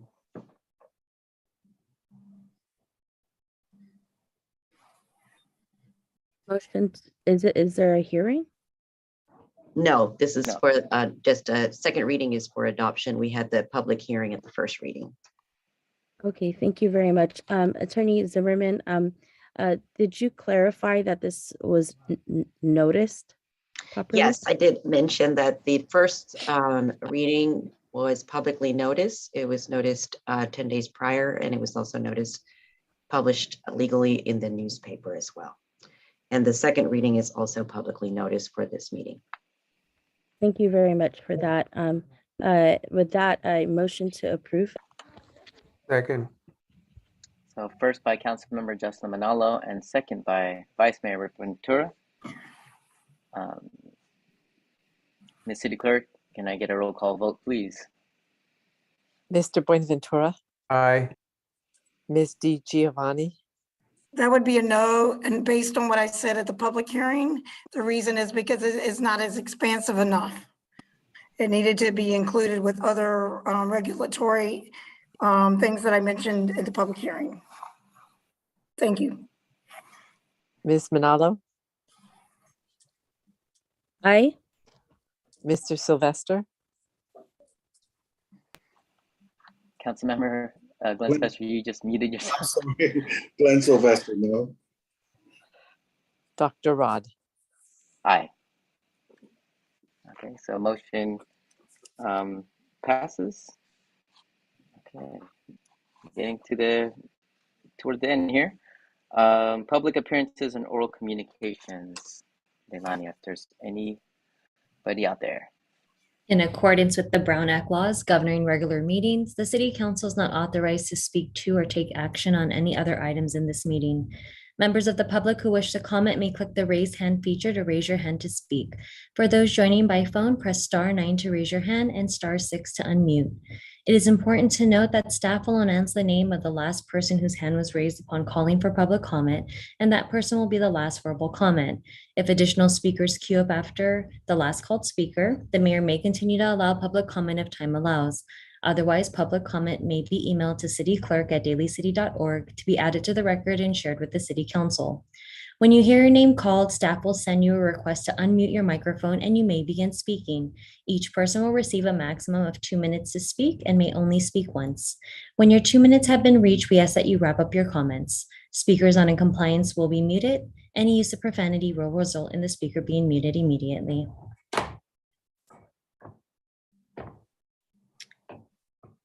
It looks like we have 2 hands, both callers. We have 3 hands. Last called speaker will be Michelle. And first caller, please press *6 to unmute.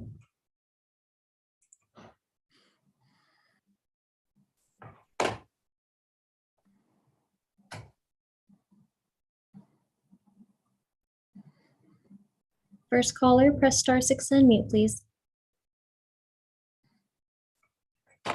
Hello, how are you? Hey, so it's the public. So I know I was taking a look at the minutes and it said call in user from the minutes from last week, but definitely want to make sure that I'm called the public. That's actually my name. Haven't really adopted it yet.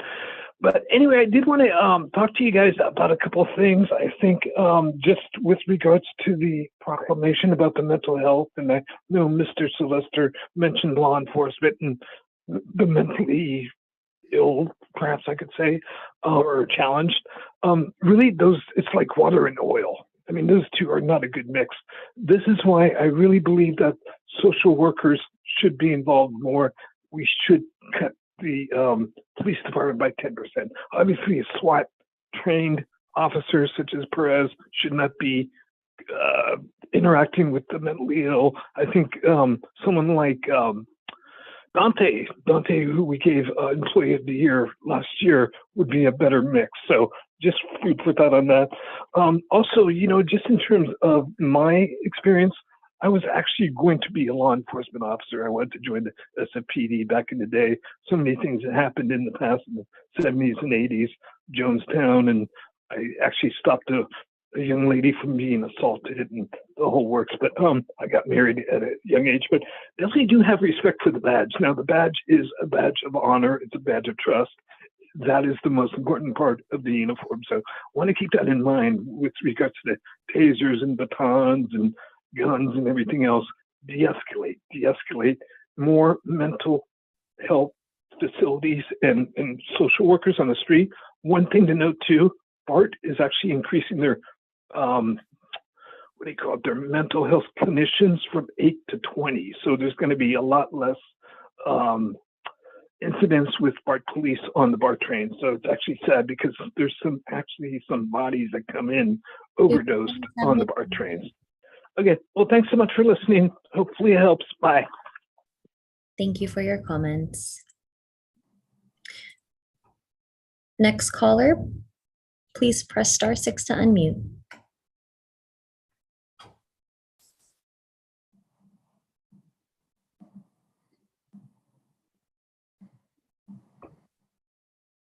Honorable Mayor, members of the City Council.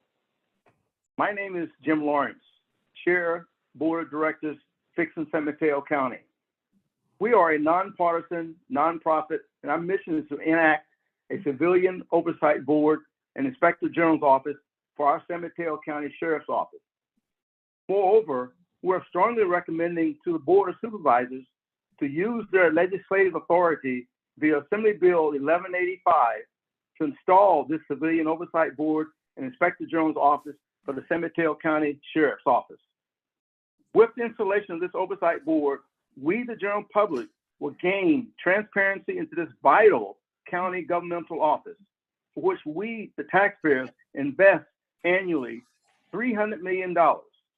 More importantly, begin to build community trust of those who we have given the right to enforce our laws and ensure fair and impartial treatment for all San Mateo County residents. It is common sense, good government, fiscally responsible to have transparency and accountability for our tax dollars. On behalf of all of San Mateo County, we're asking all city leaders to join us in requesting the Board of Supervisors to install this office. Further details on this very important matter have been emailed to each of you, and my contact information are also included to address any questions or concerns you may have. And again, Jim Lawrence, Chair, San Mateo County, Fixin. Thank you. Thank you for your comments. And last, we have Michelle.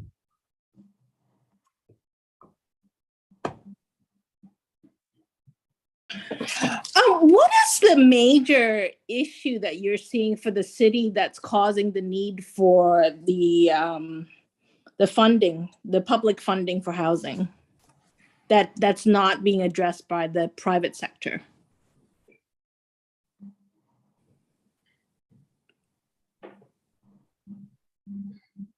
Hello? Hello?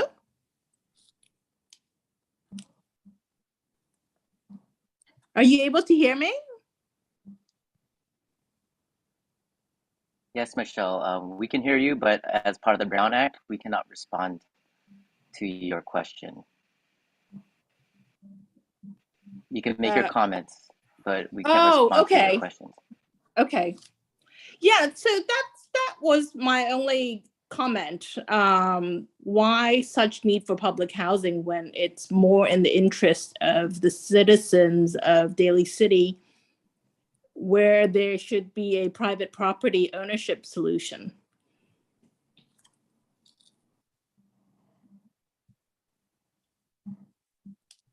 That's all. Thank you for your comments.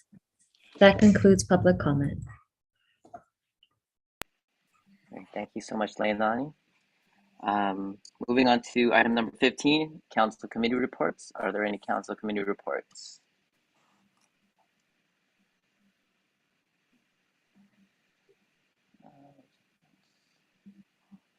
Okay, I just have one.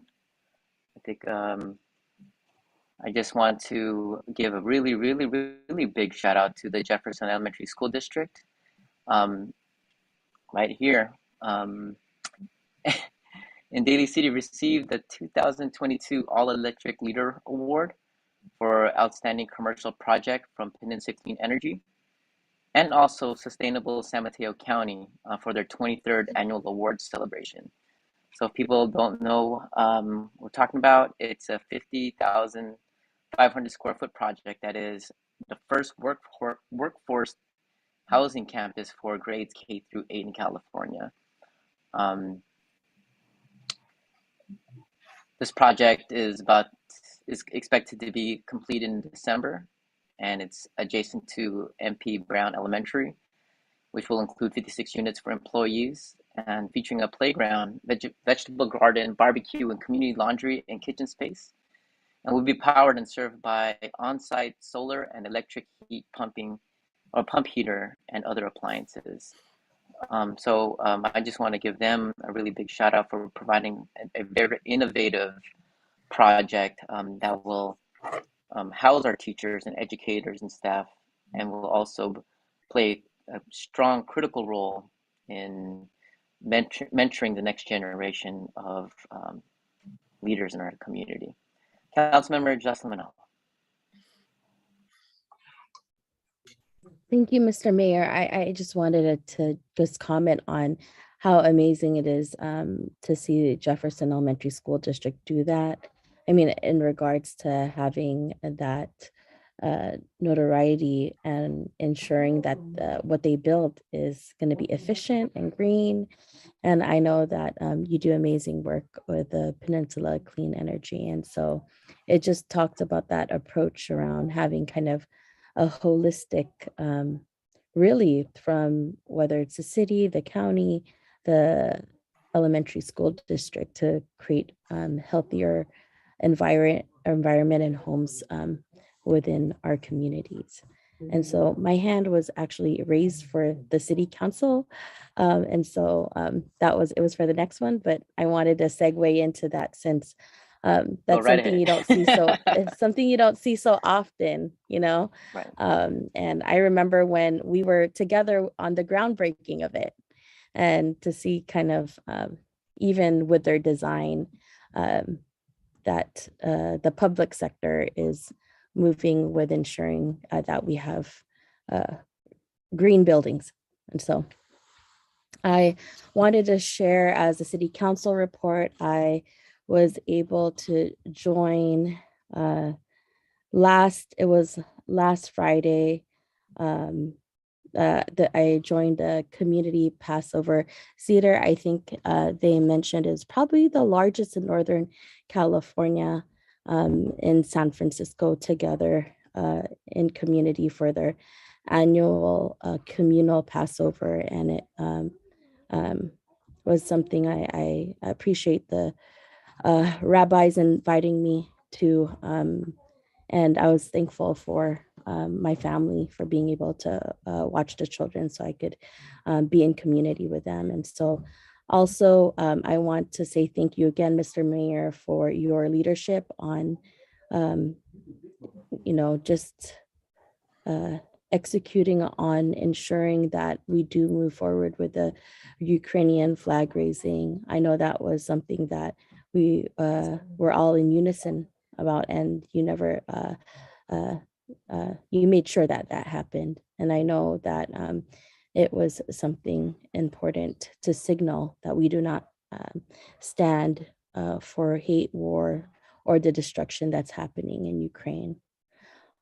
Also on April 16th, just had the opportunity to volunteer with the Daly City Host Lions Club to check in families for the Spring Fun Day, something that usually is done outdoors. But I want to commend the staff, the Daly City Recreation staff, for having a plan B, or else it would have been muddy Easter eggs all over. And so it just proves to show how they're nimble, have a plan A, plan B, plan C.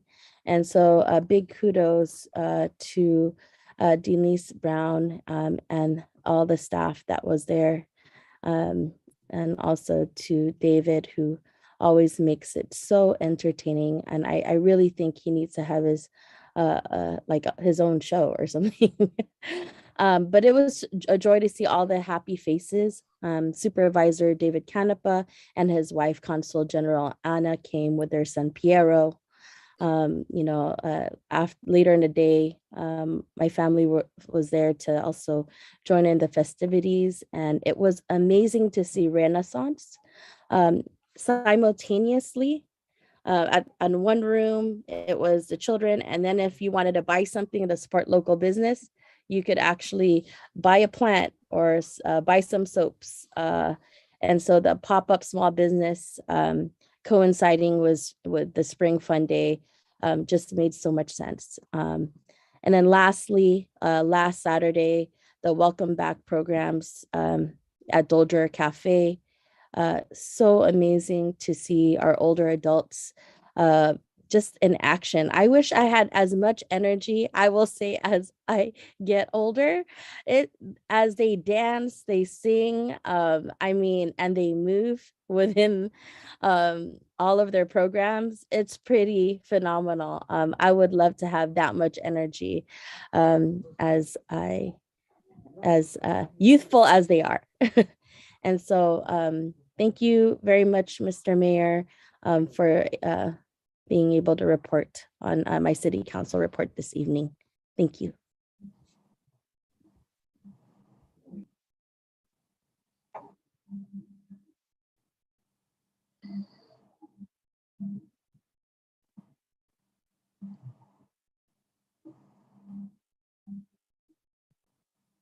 Can you hear me? Now I'm having speaker issues. I'm like, what happened to my? Okay, Councilmember Pamela DiGiovanni. Thank you, Mr. Mayor. See, technical difficulties.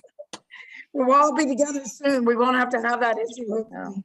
But thank you for allowing me the city council report.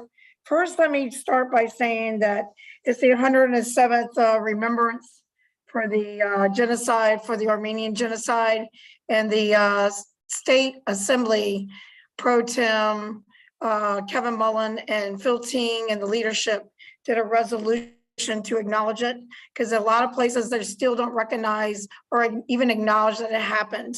So the fact that they did that at state level is pretty phenomenal, and it's something that we need to remember that it did happen, and it was the 107th year of Day of Remembrance. And that personally, Congresswoman Jackie Spear, her family actually perished, some of her family members during that Armenian genocide. So she has a personal side to it. So, and a lot of people that we know. So starting with that. Secondly, yes, the Spring Fund was great. And the staff dressed up primarily as Care Bears, which was fun. And I thought that was a great theme to have because the kids were having so much fun. And they were organized as always, Denise, and as Councilmember Manalo referred to, David, who's always full of life and really had a rainbow where the kids entered, and they were scattering for all those little, looked like they had a strategy to get their baskets filled. And then our explorers were there, our PD was there, the Westmore cheerleaders, shout out to them as well. They were there with the kids having a good time. So, and lots of volunteers with our Daly City teens. So good time for all, and hope we can have more of that family fun. Second of all, like she was saying, the great thing of welcoming back the program for the seniors. It was like the county aging was there. They also had vendors as well. And even at the Spring Fund, I forgot to say that one of the vendors had a Christmas ornament, and where they drew like Frida Kahlo and you were talking about indigenous people. They were indigenous people, Mr. Mayor, from Guatemala. And it was very beautiful to see the handcrafts. And interestingly enough, the weaving of the fabrics is one of the sayings that Carolyn Ocampo had given me for a purse from the Philippines. Like you can see in the fabrics, like how the handmade is from both indigenous areas, the similarities. So I thought that was something to relate to when we relate to cultures and sameness.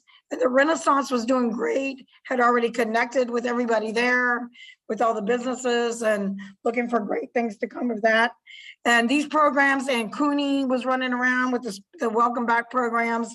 And there's a list in case anybody out there wants one that looks pretty big, and you can get one at our senior Doldr Center. These are free. These are currently free dance classes, drop in anytime. They have times and days, bocce ball, you name it. And with our city manager and Denise, I believe also worked on this as well, and Cooney and staff. And it's so exciting to see it. Some people came for the very first time, and that was really a beautiful thing. So the weather was great. And kudos to all the Daly City teens that volunteered as well, and looking for more of that. So I think we're just going to be a city with positivity, full of love, and embracing our community, which is so beautiful. So I appreciate the time, and I think that's all we have for this time. Thank you very much. Thank you so much, Councilmember Pamela DiGiovanni. I have a couple of announcements as well.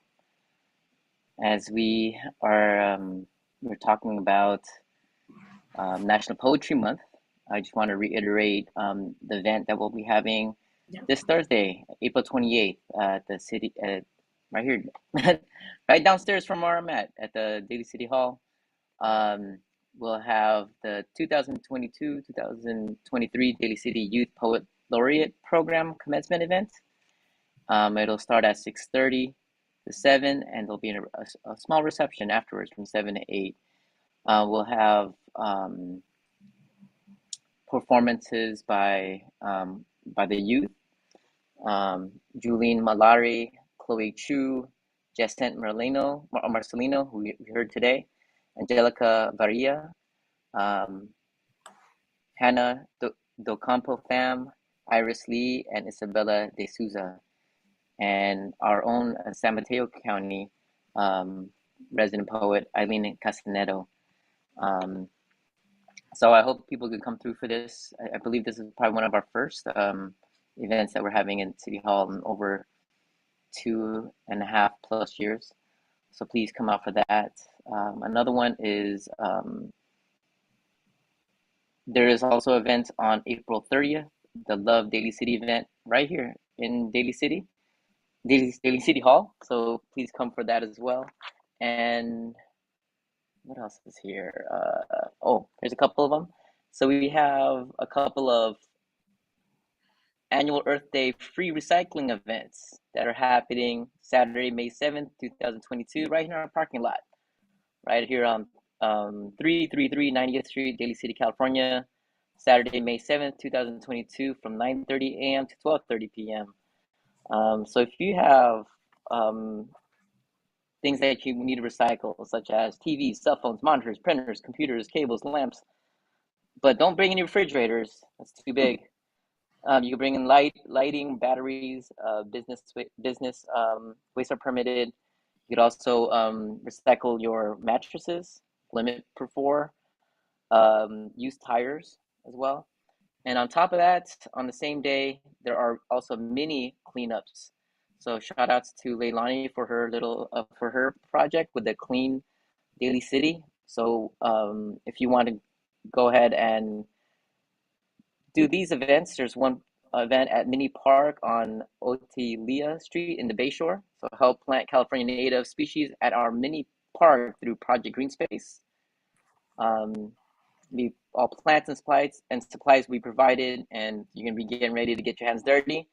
9:30 to 12:30 in the Bayshore. There's also cleanup at Mission Street. So if you're interested, volunteers will meet at Bepler and Mission Street to collect litter and recyclables from 9:30 to 12:30. And there will be additional neighborhood cleanups and park cleanups. So if you are interested, please check out the Daly City mailer that went out. Or you can check out the Daly City website. That's it from me. Are there any other announcements from my fellow colleagues? Seeing none, moving on to staff reports. Thank you, Mayor. I'm smiling because you covered it. So sorry. No, I would much rather you speak than me. So you covered all the highlights. I have nothing significant to report out, but thank you. Thank you, Shauna. And now we're heading to our last part of our agenda, which is our adjournment in memory. Let me get my list here.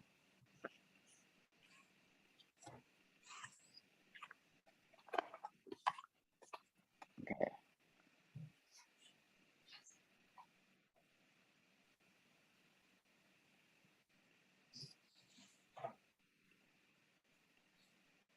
Sorry about that. My computer's lagging just a little bit. All right, here we go. So our first adjournment memory, I will hand it over to Councilmember Justin Manalo. Thank you, Mr. Mayor. I want to send our deepest condolences to Jefferson Union High School Board of Trustee President Rosie Tejada's loved one that had passed, Michael Burton. He was a trial attorney who was devoted to his family and the Daly City school community. As a parent volunteer over the last 18 years at his children's schools at Marjorie Tobias, Fernando Rivera, Benjamin Franklin, Westmore, and Jefferson high schools.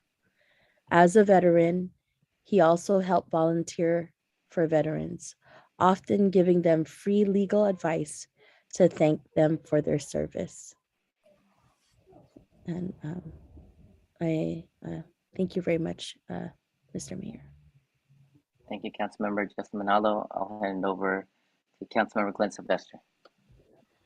Thank you, Mr. Mayor. I'm sorry I didn't send this information up, but I'll definitely make sure I do it right after this meeting so that we can send out a condolence letter. I would like to adjourn in memory of a very good friend of mine. Her name was Barbara Reagan Davis. She entered the San Francisco Police Department in about 1974. And she really became a mentor to me. And I just wanted to share a couple of funny stories. I remember it was November 1978, where I was at the academy and we were running wind sprints. And I'm not the best runner then, and I'm definitely not a good runner today. But the funny thing happened when it was my turn to run. As I was running with all my might, I can hear somebody laughing behind me. It was Barbara Reagan Davis. And I don't know if she was laughing at me or whatever, but she was behind me. And when I got to the end, I looked back and I saw that she was on the ground. I guess she was laughing so hard that she fell and she went out on the workers' compensation. And, you know, as you grow up, you learn a lot of respect. And sometimes, and this has happened to me, it slips out of your mouth when someone says something to you and you say, yes, sir. Well, somebody in my class said, yes, sir. And at the end of class, she got everybody together and she says, I'm a ma'am, I am not a sir. She was African-American and considered back in 1974, being a police officer, it wasn't that many women in the department. And she was one of the first African-American women to join the San Francisco Police. And she ran the Police Olympics in track. So I consider it as an honor that she didn't beat me that day when I was running wind sprints. What's so special to me is that she's always been there. She was a public information officer for a while at the San Francisco Police Department. And she later got promoted before she retired to the rank of commander. And she definitely went up the ranks and it was just somebody very special to me. So it really means a lot to me to adjourn in memory of Barbara Reagan Davis. Thank you, Mr. Mayor.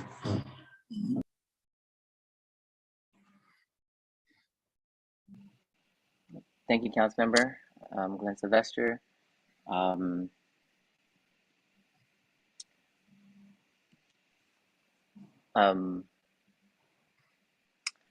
I also want to adjourn a memory for one of my former students for my nonprofit Pinoy Pinay Educational Partnerships. His name is Brandon Cheese. He was the cool kid in the classroom where if he thought it was cool, all the students thought it was cool. And I remember for our class, we do these annual projects called the Youth Participatory Action Research Project, where we have our students, they research a community issue that affects them outside of school. And one of their projects was about violence in the community. And I knew that talking to my fellow teachers that I supervised, that if Brandon was gonna be cool with it, then the rest of the class will be cool with it. Unfortunately, his life was cut short, and I would like to read a small, brief obituary on his behalf.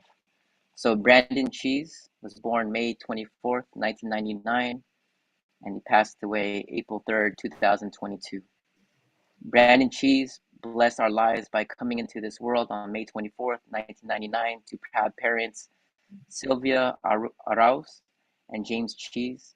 From the moment he was born, he was loved by his parents and adored by his 3 older sisters.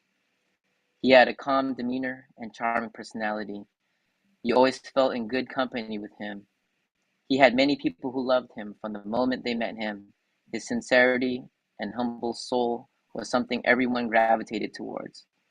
No matter what life threw his way, he remained pure and kind at heart. The bigger the challenge, the more he carried on with his head held high, while keeping his gentle spirit. Brandon was a loving father to his daughter, Nyla, his little girlie. She was his pride and joy, and the person who propelled him to work on becoming the best version of himself.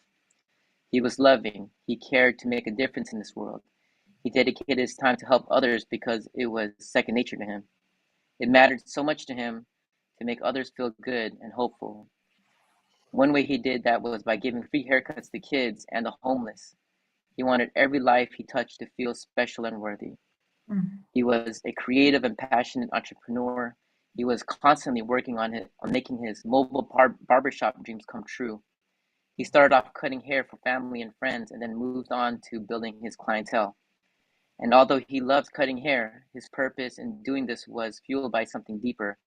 He desired to make this world a better one head at a time.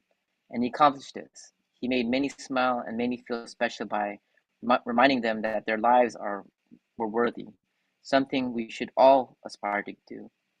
Brandon reached his enlightenment, something that takes most of us a lifetime to accomplish. He did this in 22 years of his life. So on Sunday, April 3rd, 2022, God called upon Brandon and welcomed him in the place of the Lord, a place worthy of him, of his loving heart. Forever cherishing his memory, his parents, daughter, Nyla, 3 sisters and family, friends and extended family. Brandon lived his life without fear, and he encouraged others to do the same. His name will forever be engraved in our hearts. His words will help us get through the tough times. His spirit will live on as long as we remember that. No matter what struggles or challenges you're going through, you can face it. And that was the name of his hustle. It was called Face It. He had Face It barbershops. He had Face It clothing line, and I think he named Face It because when we have challenges, we can't run away from it. We have to face it. And I remember him as an 8th grader when he was doing these presentations, when he was talking about violence in the community. One of his things that he talked about was to provide youth more opportunities to have an alternative than what the streets can offer. And with that, I want to adjourn in his memory. But we also have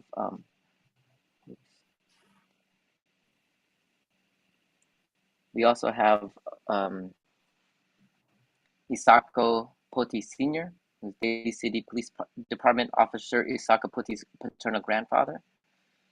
And with the people we just adjourned in memory, I see, Councilmember Pamela DiGiovanni. Yeah, I noticed here that Officer Akko's, he's the grandson, but I wanted to let everyone know this is also our beloved Raina's father who passed. So it is her, and then she also lost a brother-in-law the week prior to that, her husband's brother.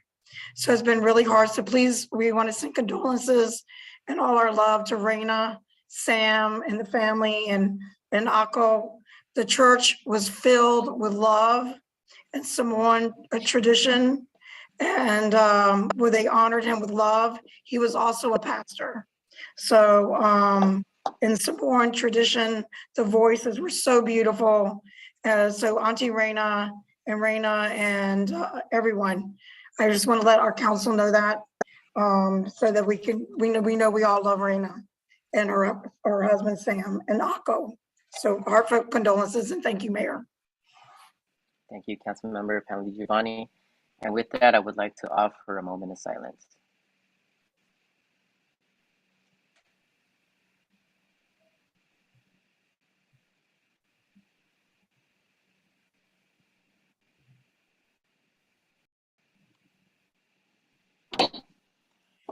meeting adjourned. Thank you, everyone. Be safe out there, and we'll see you in May. Thank you, everyone. Thank you. Bye-bye.